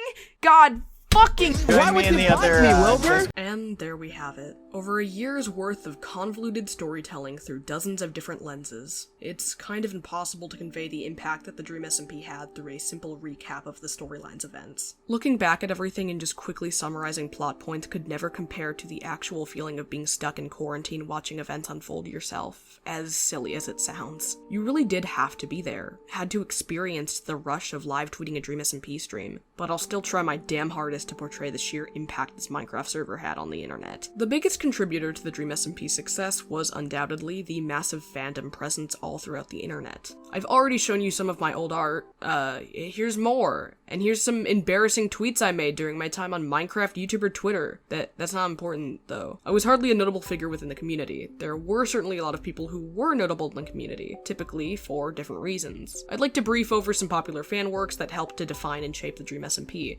And no, don't worry, I'm not going to spend half an hour reading fanfiction this time. For your information, I did that for myself, and I don't feel bad about it at all. No remorse, cry about it, I had fun. The most popular artist within the community was undoubtedly one by the name of Saddest, a Filipino artist and animator. I've been playing a lot of her animatics throughout the course of this video, seeing as they're easily the most recognizable fan-created artworks. Despite her massive rise to stardom through creating works related to Minecraft creators, she was actually still a pretty popular animator back in 2017, making animation memes for fandoms such as Undertale, Bendy, Hamilton, and Mob Psycho 100. Her first Minecraft YouTuber-related animation was an animatic replicating a scene from one of Dream's incredibly popular Minecraft Minehunt series. Minehunt? Why did I write Manhunt? Not... God. Because this community was so large at the time, it was no surprise that this video quickly blew up. Soon after the L'Manberg War, Saddest would make a very impressive movie trailer-esque animatic to a cover of the Imagine Dragons song Warriors, and it blew up. The video was noticed by so many members of the Dream SMP that they started playing into it, delivering dramatic one-liners for the animator to use in her next animatic. Saddest would go on to make a total of 11 Dream SMP related animatics, and was essentially adopted into friendships with many members of the SMP. These animatics still hold up incredibly well. Like, I'd be lying if I said the finale didn't make me tear up a little even now. No matter your thoughts on the Dream SMP, it led way to the creation of the coolest fucking interpretation of a Totem of Undying ever. Saddest eventually became big enough to get their own U2s and merchandise, and now stands at an incredibly well-earned 2 million subscribers. You'll notice that one of these animatics isn't actually inspired directly from events within the Dream SMP. This animatic is a tribute to Passerine, the most popular Dream SMP fanfiction to date, sitting at over 3 million hits or views on AO3, being the third most popular on the entire site. I've never actually read this fic, but from what I can gather, it's an alternate universe fic focusing primarily on Sleepy Boys Inc., the content creator group consisting of Wilbur Soot, Tommy Innit, Filza, and Technoblade. The fic was highly praised for how well written it was, not just in terms of fanfiction, but just general literature. Again, I can't confirm nor deny that opinion, as I have yet to read it, but considering it got so popular in the first place, I feel inclined to agree.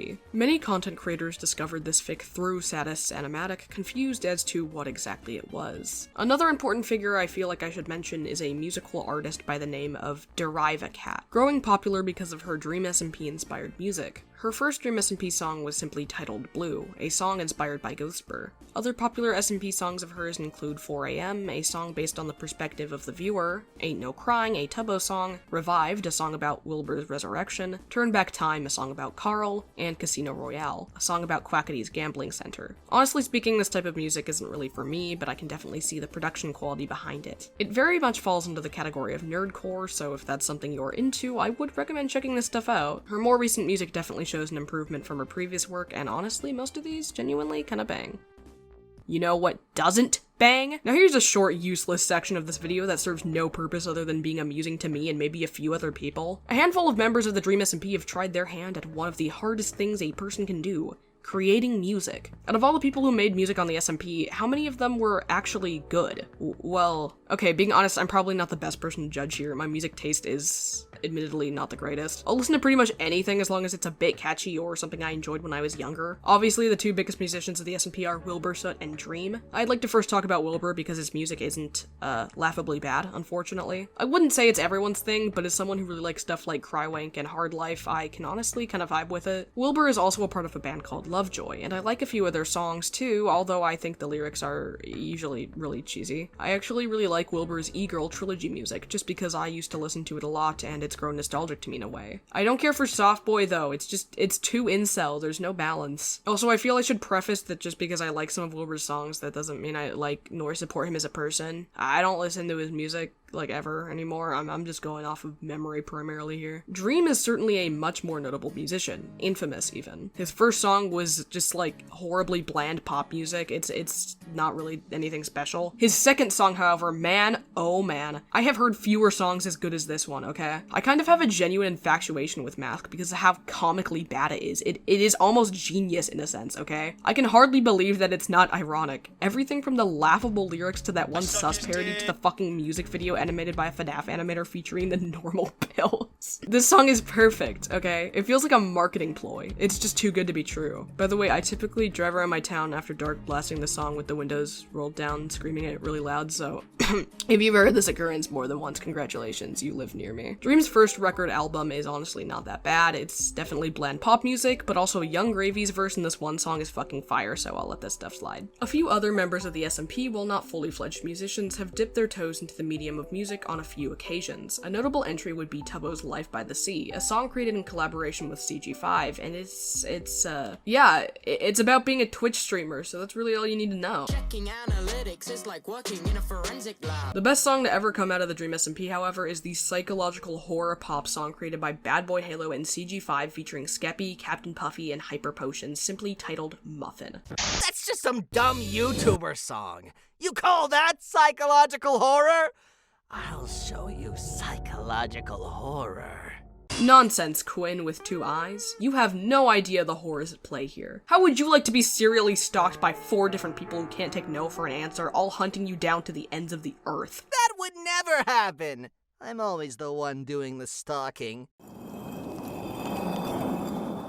You disgust me. Anyways, this song is fucking horrifying. Don't let CG5 fool you. Don't let anyone fool you. It's evil. The first few lyrics are harmless enough, just sappy love song stuff. Immediately you'll notice, however, Bad Boy Halo specifically states that our love was sweeter, implying past tense. So it's likely he's singing about someone he's no longer involved with. Already kind of strange, but here's where it gets concerning. We can see here that this person is very clearly disinterested, yet Bad Boy Halo still persists, to the point of showing up to this person's house every single week. CG5 then joins in, implying that he is also stalking this very same person. That's not good. This lyric here describes CG5 literally stalking this person's Instagram account, very obviously incredibly jealous. Bad Boy Hello then claims that he's going to keep the doctor away because this person is his apple every day. I don't know about you, but to me it seems that Bad is refusing to visit a therapist or mental health professional, as he feels he doesn't need it because he doesn't see this stalking as a bad thing to do. And when you think it can't get any worse, we learn that this person is also being stalked by Skeppy, Captain Puffy, and a CG5 skinwalker with the appearance of George Not Found. Skeppy's verse isn't necessarily threatening compared to the other ones, but the way he says E-boy angers me so much that I will pretend it is. Dream with me, I'ma be a... Puffy Tommy, on the other hand, is very threatening, stating, "Oh, stop it, this person is very clearly uninterested. Why are so many people obsessed with them? Who is this person? I am horrified for their safety." Then the Skinwalker starts singing about Willy Wonka, which is very threatening in its own right. This song is horrifying. This is not innocent. This is not cute. You cannot fool me. Stay away from me. Stay away from my family, CG5. I got a little intense there. It won't happen again. What were we talking about? Fandom stuff? Right, okay, here's something important, I think. Character design. You'll notice that the Dream SMP has an abundance of fan art depicting characters like this, when in reality they look like, this. Even more strangely so, most of the designs are entirely adopted by fans and unanimously agreed upon for one reason or another. I'd like to go over the most important characters within the Dream SMP and highlight their key physical attributes adopted by fans, as well as explain the meaning behind each one, because I find it immensely interesting how a fandom can band together in such a way to just all collectively agree on designs for characters with barely any physical descriptions at all. A huge thank you to Kirk Harl for providing me with the information for this section. I absolutely could not have done it myself. They practically wrote this entire section and have been a huge help. They've made amazing videos, many about the Dream SMP, and I would highly recommend checking them out if you're interested in deeper dives on certain Dream SMP related content. Starting with who is often considered to be the main character, as well as the character with the biggest amount of variety when it comes to fandom designs, Tommy's only real canonical descriptions are his blonde hair and his iconic white and red t-shirt. Many additions to his design include a green bandana, demon horns, a demon tail, a blue cardigan, a compass, a white streak in his hair, braces, and sometimes raccoon elements. Starting with the green bandana, this typically represents his close relationship with Tubbo. Tubbo's skin is missing a few pixels on his green shirt, so because of this, some people would theorize he ripped off a part of his shirt to give to Tommy. The reason for this in real life is actually a bit amusing. Tubbo's skin is literally just the skin of a South Park character, that character being Tweak, who has an unbuttoned green shirt, explaining the missing pixels. Still a cute way for fans to interpret the skin into the lore, however. Many people believe this to have happened sometime before Tommy's first banishment to Pogtopia, as a way to keep each other close. Tommy's demon horn and demon tail are very often incorporated into his design, despite not having any relation to canon in the slightest. This design trait seemed to become more popular starting in 2021, however it existed since 2020. Not many people are actually aware of the origins of this design choice, but choose to adapt it because it's cool. In canon, Tommy doesn't have any demonic heritage or anything of the sorts. Most people just seem to agree that this is likely an interpretation of his mischievous, almost impish nature. It can also be due to the fact that people likely wanted to give Tommy more non-human characteristics, especially seeing as people did similar things for characters such as Wilbur, who was given zombie characteristics after being revived. Some people even headcanon that Tommy had fake horns, explaining that perhaps Tommy wanted to blend in amongst his primarily non-human peers. Tommy's blue cardigan is typically interpreted as a combination of Ghostbur's sweater and Friend the Sheep's wool color, worn by Tommy as to remember Ghostbur after his death. Friend the Sheep did die in canon, and as such, the cardigan is sometimes seen as wool from him, repurposed by Tommy prior to his death. Because blue is Ghostbur's favorite color and he wore a yellow sweater, the blue cardigan represents him and his since passed friend. From a color symbolism standpoint, this also represents a sort of softening of Tommy after his revival, as he got less abrasive and more withdrawn. The blue cardigan covering the bright red of his t-shirt shows a less fiery, hot-headed color, instead opting for a cool, often sky-colored blue. Tommy is often also depicted with a compass. This was given to him by Ghostbur while he was in exile, pointing to Tubbo. The item was referred to as your Tubbo, and Tubbo had a matching compass leading to Tommy. Tommy is often shown wearing this during his time in exile. Tommy's white streak in his hair is inspired by Wilbur's white streak after his revival. Although the content creator counterpart of Wilbur has stated that the white streak was from stress, most fans disregarded this, deciding it was from revival or some other manifestation of Marie Antoinette syndrome. Seeing as Tommy was also killed and brought back to life, he was given a white streak in many artists' interpretations of his design. Tommy is often given braces, seeing as his content creator counterpart had them, but also to emphasize the more childlike aspect of his character and personality. Finally, Tommy is sometimes depicted with raccoon features, either in the sense of him being a literal raccoon, wearing raccoon attire, having ears and a tail, or anything adjacent. Tommy being associated with raccoons has been commonplace since around December of 2020, being yet another interpretation of his mischievous nature. nature. He also bore resemblance to raccoons with blonde colorization, and was also associated with Tom Nook, a tanuki. These designs became more widespread after character Tommy dug under character Techno's cabin in late December 2020, calling himself a raccoon as he was basically eating out of Techno's garbage. Tommy also collaborated with U2's in late 2023 to create an official Raccoon In It plush. Moving on to yet another important character when it comes to fan designs and depictions, Tubbo is often depicted with firework scars, goat or ram features, a compass to match with Tommy's, brown hair, a red bandana, and a wedding ring. Tubbo's firework scars were a result of his second canonical death at the Manberg Festival, being assassinated by Technoblade. They're depicted as scarring one half of his face, which is, may I add, objectively the coolest fucking character design trait ever, okay? If your character has a scar like this, they are so cool. Congratulations, you win the Cool Person Award. These scars were drawn on Tubbo so often that they were eventually canonized and serve as a reminder of this particular slang.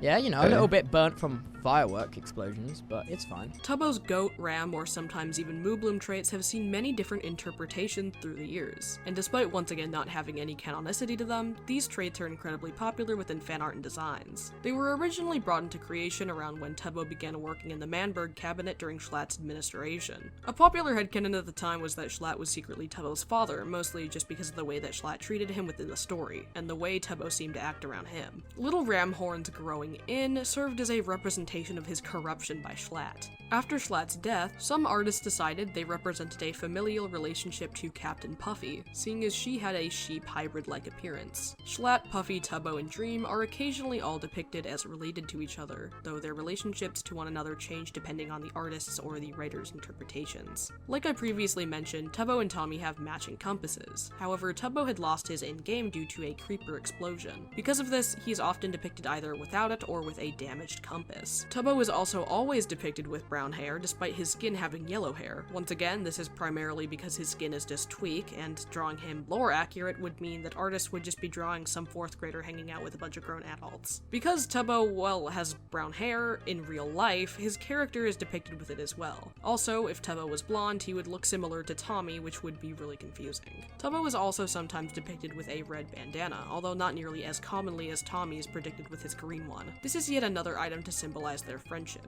Lastly, at some point after the disc finale, character Tubbo and character Rambu got married, and they both are occasionally depicted as wearing rings, sometimes on their horns. Next up is, well, Rambu, often depicted as being very, very tall, having tear scars, and of course having his wedding ring to match with Tubbo. Rambu is canonically almost 7 feet tall, however even before this was canon, they were often drawn very tall regardless, seeing as their character is part Enderman. Because of this Enderman heritage as well, Rambu is often drawn with scars under their eyes in the shapes of tear tracks, seeing that Endermen are hurt by rain and water. This was later canonized, and dude, whoever came up with this is a genius. I'm sorry, that is cool as shit. They're also sometimes drawn with horns, not for any reason other than it just looking cool. Dream is, of course, often depicted with his titular mask, however his designs are also rather varied for many reasons. There aren't typically any specific design notes that are canon amongst all of them except for, obviously, the mask, being eventually made canon. Dream is sometimes depicted as being non-human, although all designs incorporate his iconic smile, often depicting the smiley face as a more villainous manipulative symbol.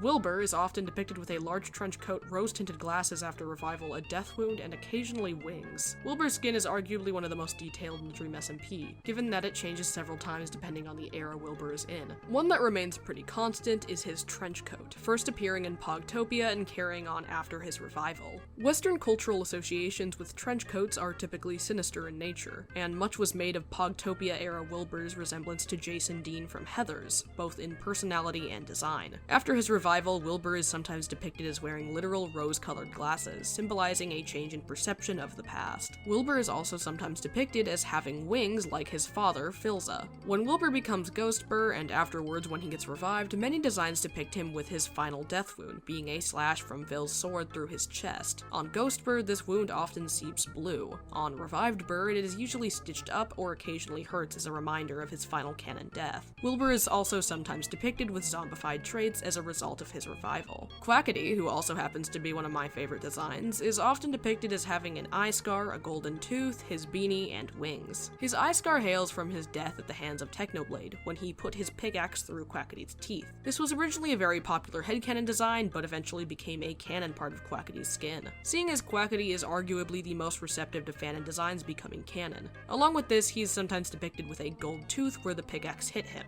representing the kind of capitalist persona he took on when starting Las Nevadas. His beanie comes from the fact that he almost always wears this beanie both in real life and on his Minecraft skin. He was also sometimes drawn with wings, seeing as Quackity's mascot is a duck. Sometimes these wings are large, and sometimes they're smaller to be more duck-like. These were eventually canonized, as in a Quackity lore stream he was using an elytra, something impossible to get seeing as the end is locked off on the Dream SMP. This confirmed the existence of Quackity's wings in canon, though they only seem to be used for gliding. Last one I'll be going over in depth is Technoblade's character design. He's typically portrayed in 3 different ways, varying greatly from artist to artist. On the pig pipeline, Techno is either depicted as entirely an anthropomorphic pig, a human wearing a pig mask or skull, or just entirely human. He's often depicted with long pink hair, and Technoblade as a creator stated that the pig variation of Techno looked the best. Phil and Techno are often depicted wearing earrings with emeralds on the ends, being their friendship emeralds that they gave to one another. Similar to Tommy and Tubbo's bandanas, these tie the two characters together through their designs. Techno also has royal-looking attire on his skin, and is sometimes depicted as wearing his old SMP Earth skin that is more blue in color. These are the most important character designs, but of course every single member of the Dream SMP has their own unique fan interpretations. I'll blaze through as many as I can here. Antfrost is often depicted as an anthropomorphic cat or cat-like creature, seeing as his skin is, well, a cat. Awesome Dude is depicted as a creeper-adjacent non-human creature, also relating to his Minecraft skin. Connor Eats Pants is depicted as having hedgehog traits or as a human in a Sonic the Hedgehog costume. Aaron is half demon, half human, and is often given designs reflecting this. Fundy is typically depicted as his Minecraft skin being an anthropomorphic fox, and is sometimes depicted as having fish-like traits or scales to represent his mother, Sally the Salmon. George Not Found is often given heterochromia, one eye brown like his real-life eye color and one blue like his old Minecraft skin. He is also often given a large mushroom hat or cottagecore design elements to reflect the mushroom house he built during the Manberg-Pogtopia War. Hannah is depicted as a fairy, and her wings are occasionally drawn as being torn after her elytra was blown up. Schlatt is depicted as a humanoid with ram horns and occasionally ram ears, seeing as his channel mascot is a ram and his Minecraft skin is a man donning a suit. Purpled is sometimes depicted as an alien due to his UFO and the fact that he has left his character's species ambiguous. Sally is sometimes depicted as some kind of anthropomorphic fish or mermaid. Sapnap is often portrayed with fire powers due to his fire mascot thing, and finally, Slimesicle is often portrayed as a green slime humanoid. Dream SMP characters are also given duo or group names to represent them in their relationships. These names are very rarely depicted as being romantic, but can be on occasion. They're also sometimes used in tandem to describe their real-life content creators. The most popular of these are Sleepy Boys Inc., consisting of Wilbur, Tommy, Techno, and Philza, Clingy Duo, consisting of Tommy and Tubbo, Crime Boys, consisting of Tommy and Wilbur, Emerald Duo, consisting of Techno and Philza, Bedrock Bros, consisting of Tommy and Techno, B Duo, consisting of Tubbo and Rambu, Disc Duo, consisting of Tommy and Dream, Bench Trio, consisting of Tommy, Tubbo, and Rambu, TNT Duo, consisting of Quackity and Wilbur, and my personal favorite, Pumpkin Duo, consisting of Quackity and Schlatt. There are far more of these, but I'm getting tired of just listing out things. Most of these names are pretty self-explanatory with context. It's very apparent that characterization is one of the most important aspects of the Dream SMP and its success, but it also contributes to its infamy in a sense. Many people who aren't familiar with the SMP and its contents don't understand the concept of seeing a character and a person as entirely different people, and this is honestly the main reason why so many Dream SMP fans were made fun of relentlessly. While yes, there are always those weirdos who genuinely did treat the content creators like fictional characters, in my experience, most people weren't like this and often made fun of the people who actually didn't separate them in the first place. I know at least I did during my time in the fandom. Because of the negative connotations many have with the actual creators behind the SMP, people who simply enjoy the characters are often ostracized. But why exactly do people hate so many of the content creators on the Dream SMP? Why do Minecraft YouTubers have possibly the worst reputation out of any other content creator community? Well, we've dodged the bullet this long. Let's talk about controversies. Now, I'd like to give a disclaimer practically opposite to my first disclaimer. From here on out, I am talking about the actual content creators, not characters or fictionalized people. This section isn't really an entire, fully fledged out section, because for the most part, I am not the most informed or knowledgeable person in every aspect of drama. Go ahead and skip this section if any of these topics may be uncomfortable for you. Of course, the most controversial member of the Dream SMP is the man behind the mask himself, Dream. Dream has always been somewhat controversial since his first rise to fame, primarily for insensitive jokes or just frequently acting very childish. While he seems to be more careful nowadays with his tone and jokes, he is still incredibly immature, frequently implementing sexual humor into his videos, something that a lot of people have been having a problem with lately, as he has a younger audience. I do definitely see the point here, however, if it were literally anyone else making these jokes, I don't think people would really care that much. Dream's most infamous controversy is, of course, the Epstein allegations, the Kiddler-Diddler accusations, the Cosmodor conspiracies, if you will. Most of these have been thoroughly debunked to my knowledge, although allegedly there are still a few that have not been proven or debunked. Once again, I'm not super knowledgeable on this stuff, but to my knowledge, there is no sufficient evidence that could criminally convict Dream. Regardless of this, he is shown to be very careless with his words, including making a really uncomfortable joke about the age of consent directed towards Tommy at one point. I've mentioned this before, but I feel like Dream is just someone who is incredibly immature and never really understood how big and influential his audience was. To this day, Dream's fans are still very hated, seeing as they were very quick to defend all of his slip-ups throughout the years. If you're looking for a more in-depth explanation of Dream's past controversies in particular, there are a lot of videos already going over that. A lot of people also just don't like Dream because he's annoying and makes bad music. And hey, I get it, but don't disc mask, okay? That song is a masterpiece. Two other people that have found themselves in controversy lately would be Dream's best friend George, and the person behind most of the storytelling aspects of the Dream SMP, Wilbur Soot. Starting with George, there was an entire situation with a smaller streamer known as Katiebugs who alleged on a stream that George had non-consensual sexual experiences with her when she was freshly 18. This entire situation was very messy, as both sides seemed to constantly contradict each other. The only thing we know for certain is that some kind of romantic or sexual encounter did take place, as George did admit to such an event happening. He claimed that Katie showed no signs of discomfort and gave very clear indications of consent within her body language. We may never know the certain truth behind this situation, however, Katie has recently left the internet due to likely harassment. Wilbur Soot has been one of the stupider controversies in recent times. I say this because I'm not sure I've ever seen a dumber response or worse way of taking accountability. Someone known as Shelby, also known as Shubble, would take to a stream to vent about a previously abusive relationship she had with someone, although she did not mention with whom it was with. Many people began to speculate that this abusive partner was Wilbur, which is a little bit disrespectful, but it turned out that she was in fact talking about Wilbur, and described instances of him allegedly keeping her in filthy living conditions, biting her despite her wishing for him to stop, and an overall unstable and often violent demeanor. Wilbur would come forward soon after, admitting that during the final months of his relationship with Shelby, he had become sluggish, disrespectful, and selfish. He went on to explain that he saw these exchanges as playful and consensual, and stated that he had messages that proved this, however he refused to publish them. This apology, if you could even call it that, was received horribly both by the general public and by creators alike. People were praising Dream because he was mad at Wilbur for this. Like, that's how bad it was. The evidence definitely was not looking good for Wilbur, especially seeing as his entire music career relied around making songs about him being a bad partner and an incel. A lot of Wilbur's fans attempted to defend him, posting horrible things about Shelby for supposedly attempting to ruin Wilbur's life. Despite there not being any 100% refutable proof, Wilbur gave in rather swiftly to these allegations, and very quickly lost a lot of respect from his fans after posting quite possibly the worst response on an Instagram story of all time, stating that, well, I'll just let this speak for itself. Hi everyone, I'm back from my break.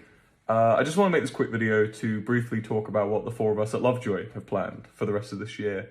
But first, I wanted to mention some stuff was said about me on the internet a couple of months ago, and if you haven't already seen, I responded back in February. That response is all I want to say on the matter for now, and yeah, I'd much rather talk about what the plan is for us going forward. So going into summer, we're going to be... Also, I guess Puns made a call-out tweet about Dream cucking him, so he's also, like, controversial or something, I don't know. Many other members of the Dream SMP had their own slight controversies, although as far as I can tell, most of them were just regarding edgy behavior or old jokes that didn't age too well. There was also Jakishi, whose real name is fucking Demetrius. Demetrius! Get off the game, go to the bathroom. Not group 41 minors. Not yet, no.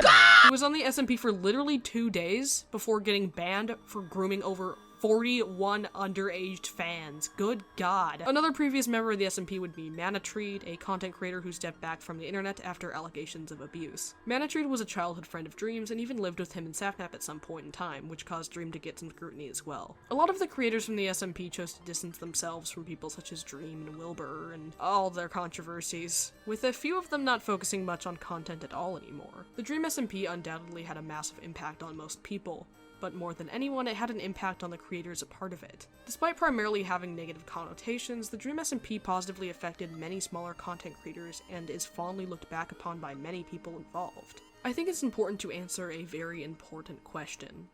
Where are they now? Another shit part about all of this, it's not just me that's changed. Look at my friends. Tubbo's a DJ now, and the rest are in prison. Despite what most people would have you think, a lot of people in the Dream SMP actually aren't pedophiles. It just so happens that the most influential, important pieces in the Dream SMP puzzle turned out to be pretty scummy people. Because of these associations, a lot of people, innocent people, who have since distanced themselves from these controversial people, are unfortunately dragged through the mud. When you get your start on the Dream SMP, it's often hard to distance yourself from, well, Dream. Dream was the most successful person on the SMP, undeniably, being one of the fastest growing YouTube channels ever. Not particularly because of views and subscriber count, but because of the massive stan presence almost never before seen. Not even huge YouTubers like MrBeast or PewDiePie had this kind of rabid fan base. Dream was more similar to people like Taylor Swift or K-pop idols with the way he cultivated an army of 14-year-old white girls. But what about now? Do Dream stans still exist? Well, yes and no. I still see a decent amount of Dream fan art on websites such as Tumblr, and my friends have told me fan art and occasional tweets still exist on Twitter, but it seems that the mob mentality aspect of Dream's fan base is relatively hidden. Most Dream fans probably just don't exist on Twitter anymore, seeing as they'd probably be sent literal gore on that platform for existing. Back in late 2020, I remember not even being able to go outside without seeing someone in one of these, and I'm guilty of that myself. Aside from a drop in rabid fans though, how is Dream doing after all the controversy? It seems that the worst of it has already blown over, and the people who don't support him afterwards likely still wouldn't support him even if he was innocent. His music, for what it is, has performed decently well, especially considering people would definitely not care about it at all if he wasn't a YouTuber. Since posting his response, Dream stopped uploading and practically fell off the internet for 7 months, only recently returning with a YouTube video uploaded titled I Added Humans to Minecraft. Despite not performing as good as his videos did in his glory days, nearly 5 million in 2 weeks is still impressive, especially after being absent for so long. Even if Dream never returns completely to the internet, he's without a doubt still incredibly rich from past uploads, merchandise sales, and music. Despite being in an incredible spot financially, a good chunk of people from the Dream SMP don't associate with him anymore, and he'll always be remembered as the most infamous Minecraft YouTuber in recent memory. He doesn't care about us, George. We're on our own. Even before his controversy, George wasn't as active as he used to be, disappearing pretty much at the same time as Dream. It's likely that he focused more on his personal life as well as focused on supporting Dream throughout his controversy. He would still stream on occasion, but after the situation with Katie, it seems that George too has essentially fallen off the internet, other than appearing in Dream's most recent video. Being a good little muffin, as he would say.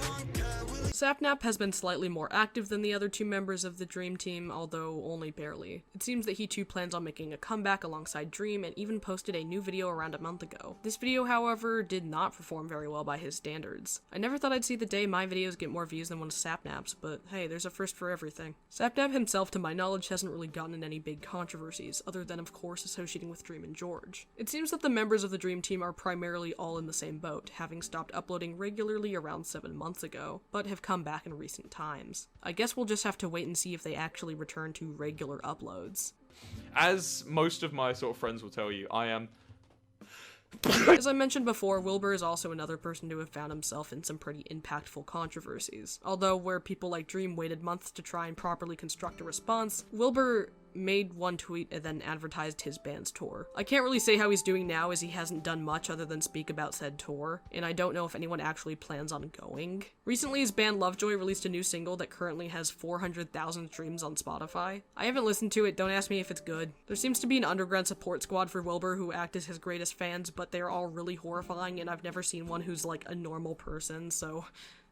that really tells you everything you need to know. Regardless, it seems that if Wilbur chose to return to content creation, which is unlikely, not too many people would be there to support him.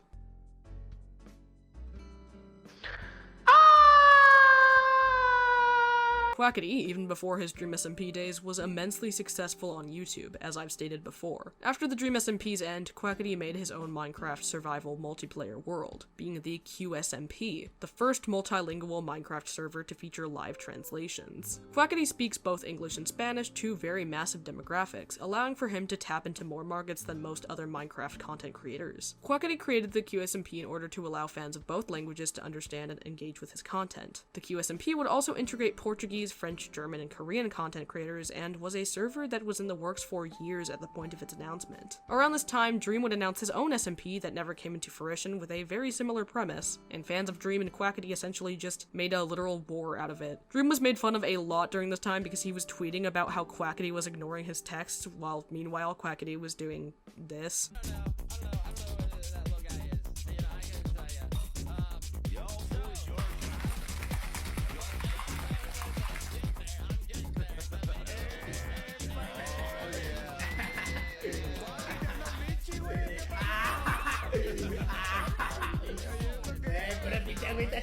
While the QSMP is now over, during its run, creators such as Bad Boy Halo, Filza, Tubbo, Nihachu, Wilbur, and Slimesicle all appeared frequently. Quackity doesn't seem to be posting onto YouTube regularly like he once did, instead focusing primarily on Twitch streams. I'm thinking...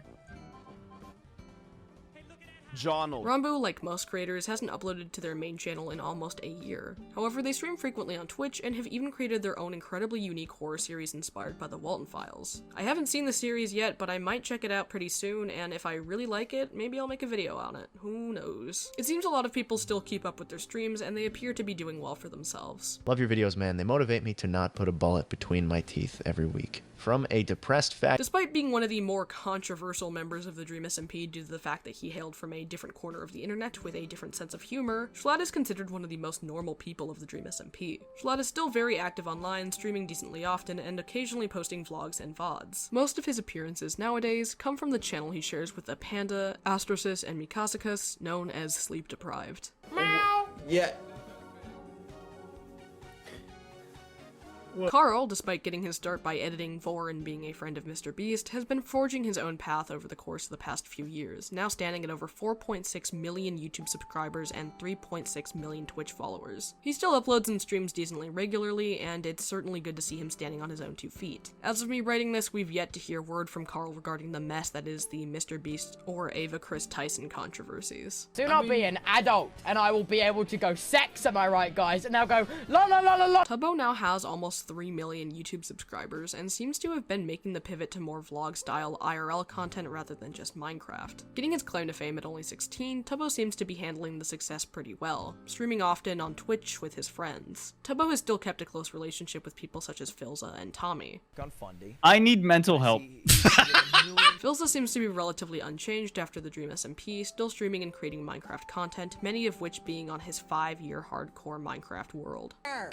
What the fudge is this game you guys are making me play? Bad Boy Halo has, like many other people from the SMP, been dormant on YouTube for a while now, not posting in 2 years. He's still active on Twitch, streaming regularly, and living his life. For the most part, it seems a lot of the creators from the SMP have simply made the pivot from YouTube to Twitch streaming, or from Twitch streaming to Twitch streaming, but more successfully. Others are simply living their lives or hiding from the internet. There is one person who absolutely benefited from the Dream SMP's existence the most, however. Someone who even now is relishing in that success.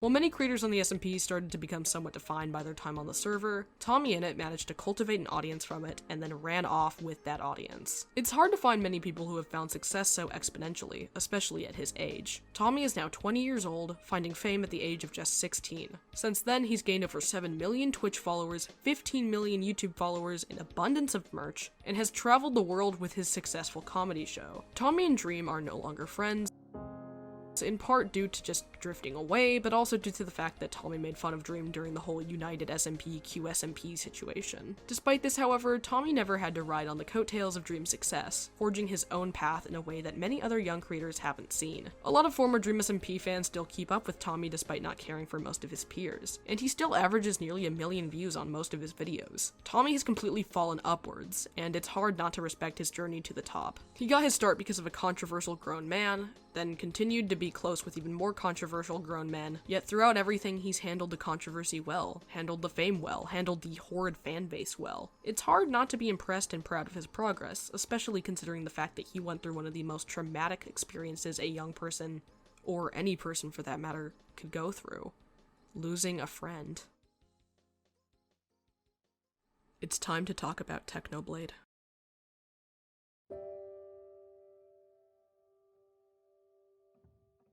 Until now, I haven't once brought up Technoblade's current whereabouts. While most of his friends simply became inactive or controversial, Technoblade was consistently a positive force throughout his life, brightening the lives of everyone he knew. Technoblade unfortunately passed away at 23 in June of 2022.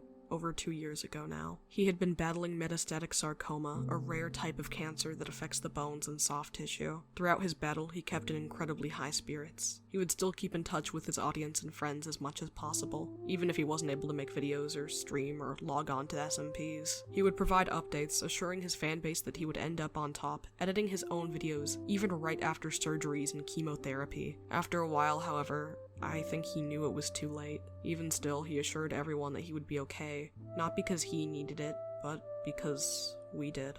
Even when it was his time to leave Earth, he kept in high spirits, creating merchandise that's proceeds would go to charity, making a message for his father to read to all his family and friends, ensuring his legacy would live on. Technoblade was so much more than his time on the Dream SMP. I, myself, and many others admired him for his skill and humor long before the Dream SMP's inception. He brought positivity to so many people's lives at a time when most content creators were constantly in controversy or spreading negativity for attention. To me, I think Technoblade, or rather Alex, somewhat represents something so much bigger than just one person. He represents hope, resilience, determination. He always did. Even people who didn't watch him grieved the day they discovered he passed on. When the news first broke, I was at the movies with my friends, and when we walked out of the theater, I wailed with an agony I've never seen nor heard in myself before. I can't even begin to imagine the grief that his close friends and family must have been going through at that time. His legacy at least forever remains within the hearts of every single stranger on the internet, who ever once watched one of his videos, whoever once heard of him in passing, whoever once laughed at his jokes or drew him fan art or smiled just having something to keep them entertained. Ever since his passing, Technoblade's father, dubbed Technodad, has been making appearances on the internet to celebrate his son's legacy, to honor and remember his boy. He interacts with his friends, and despite most parents likely not being able to understand their child's weird gaming interests, Technodad embraces it. He's proud of his son's success, proud of his talent, proud of his community. Ironically enough, Alex's catchphrase was always "Technoblade never dies," alluding to his unmatched Minecraft combat talents. In a way, it's almost prophetic, because, really, Technoblade does never die. Technoblade is an idea, a symbol, a memory. It can't die, even if Alex is no longer physically with us. His legacy lives on, forever unmatched. And yes, it sucks that his life was spent associating with people who are now controversial, but so many of those controversial people aren't even guilty of the things that people say they've done. It sucks that to some people he'll just be remembered as that guy on the Dream SMP, but Technoblade is more than this regrettable period of many people's lives. I've met so many people, all impacted in so many ways by this stranger. I've seen so many people who looked up to him, who were entertained by him, good friends of him, maybe even friendly competitors. Technoblade never dies! Technoblade never dies! Technoblade never dies. Technoblade never Technoblade dies. never dies. Technoblade never dies. Never dies. Rest in peace, Alex. Technoblade never dies.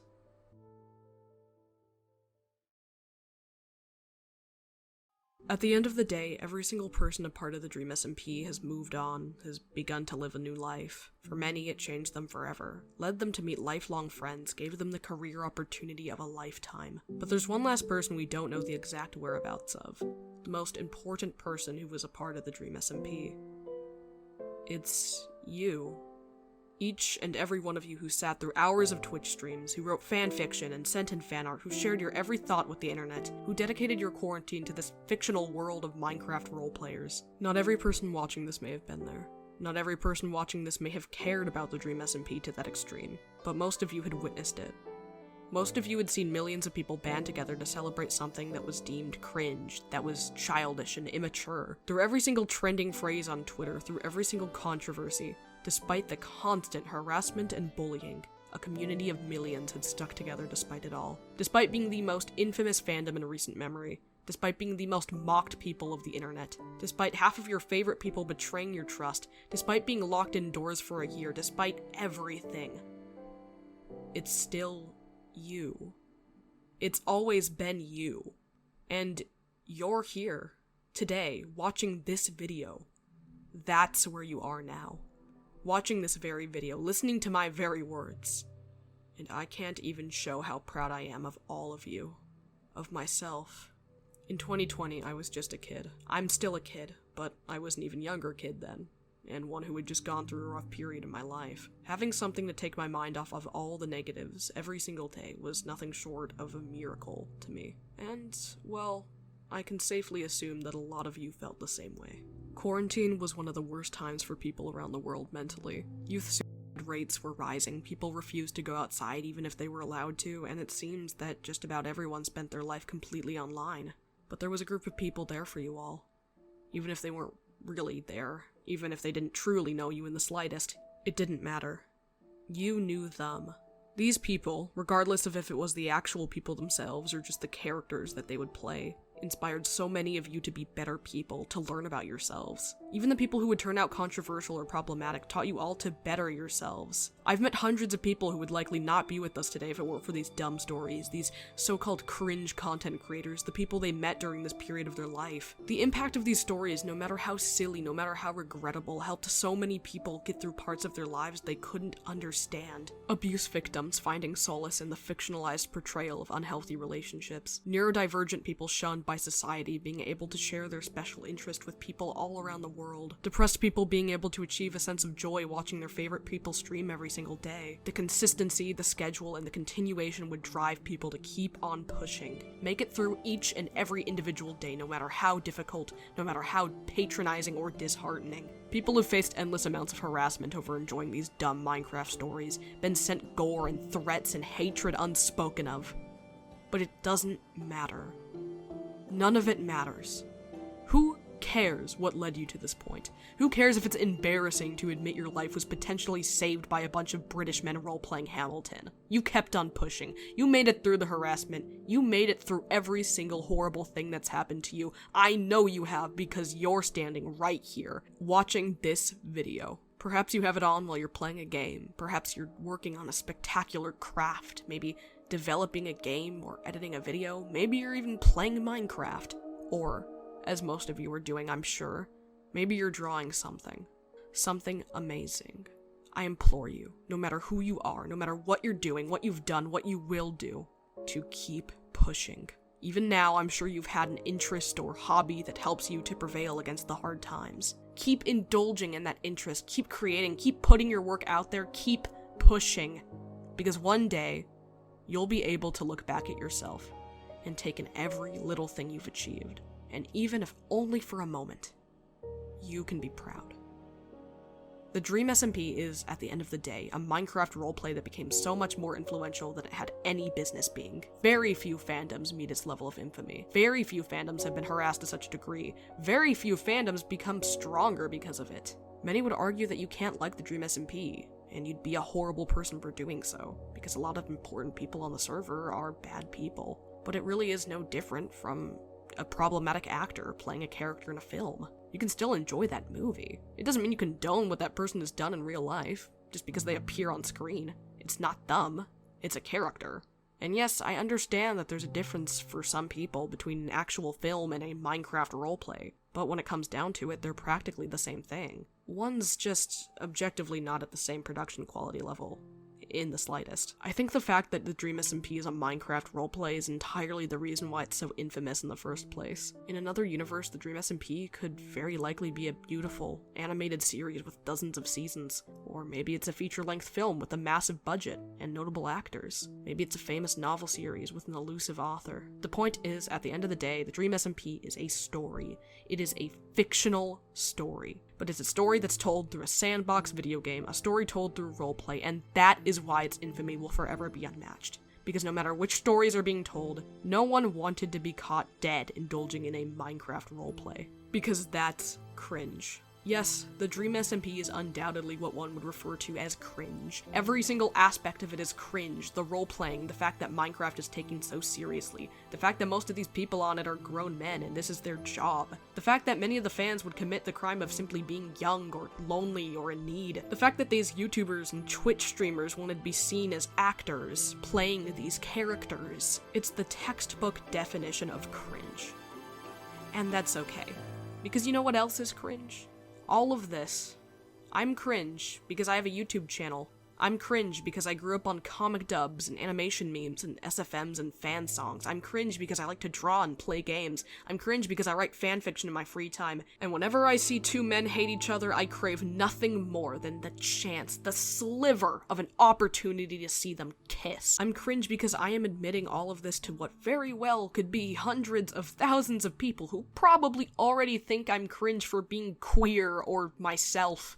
But that's okay. Because if I didn't obsess over things like Undertale and Tumblr sexy men, I never would have met some of the best friends I could have ever hoped for. And I'm sure you feel the same too. I'm sure you've found support through a hobby or interest or fandom that's super embarrassing, and you've never brought up being in it to anyone. But it doesn't matter. It doesn't matter what motivated you to push through. You did, and you're here. And you need to keep doing that no matter what. Pushing. You need to keep pushing. Because you're here. And that's beautiful. As for the reason why most of you are here, watching this video, I know why. I know what led to us crossing paths through a pre-recorded virtual upload today. Nostalgia. Nostalgia is what has kept the Dream SMP together 4 years later. Whether it be of a genuine interest in the topic again, an infatuation with its eventual downfall, or just the wish to be caught up on everything you've missed. And I see it everywhere. I log onto TikTok, and I see all of these people that were all there at the same time for the same reason. Maybe they have L'Manberg flags in their room, or cringy old art, or a bunch of canvas paintings of Minecraft YouTubers. And all the comments will always be the same thing. I miss this era, I miss 2020, wow, Dream SMP in 2024, I'm here for it. It's nostalgia. It's going back to a time in your life where things might have been simpler. Even if things weren't actually simple, because we were all in lockdown, we were all trapped inside, and it was one of the most unique cases of anything to happen ever, it was simple. Because you would wake up and you would think, nothing matters more than logging on a Twitch and just seeing what happens next. Oh, is Wilbur gonna blow up L'Manberg? What's Tommy gonna do? Is Dream really gonna kill all these little people? Like, it was all that mattered. There was no school. Most of us were kids, we didn't have responsibilities or jobs. It was just, I want to get better at art so I can make cool animations like this one person. I want to get better at writing so I can make something as good as these AO3 fanfictions. That was all that mattered. The Dream SMP lives on not because of what it was, which was an admittedly pretty embarrassing and sometimes poorly executed roleplay in a video game, but because of what it is. To me, the Dream SMP stands for everything that we are now. At a time when many people would look up to these creators, real human beings that they would put up on a godlike pedestal, and would cry, "What am I without you?" Yourself. You are, and you always will be yourself. You aren't defined by the actions of these creators. You aren't defined by a passing or current interest in something deemed embarrassing. These stories were thrown out sloppily, messily into the universe, and in turn, the universe threw out all of you, just the way you are today. And the universe said, "I love you." And the universe said, "You have played the game well." And the universe said, "Everything you need is within you. You are stronger than you know. You are the daylight, you are the night. The darkness you fight is within you. The light you seek is within you. You are not alone. You are not separate from every other thing. You are the universe tasting itself, talking to itself, reading its own code." And the universe said, "I love you because you are love." And the game was over, and the player woke up from the dream. And the player began a new dream. And the player dreamed again, dreamed better. And the player was the universe. And the player was love. You are the player.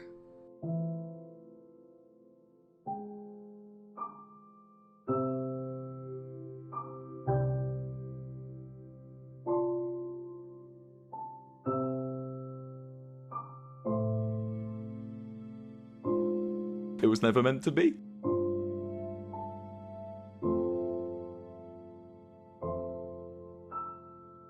Listen, if I die tonight, it has been an honor knowing you. This is checkmate. It's fine.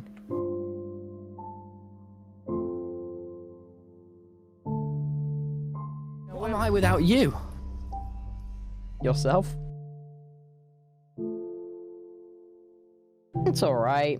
We had some laughs. It was fun. Even though for this entire server, I've always regarded you as my sidekick and the character. Really, Turbo, I was your sidekick. I think we're all realizing how fucking lucky we are to have been a part of this stupid miracle, and I really shouldn't take this server for granted. Things are changing. We're all getting older. I mean, look at Phil. But just knowing that for the rest of my life, there will always be this world I can run around, remember, and relive all the memories we made, that's so much more than enough.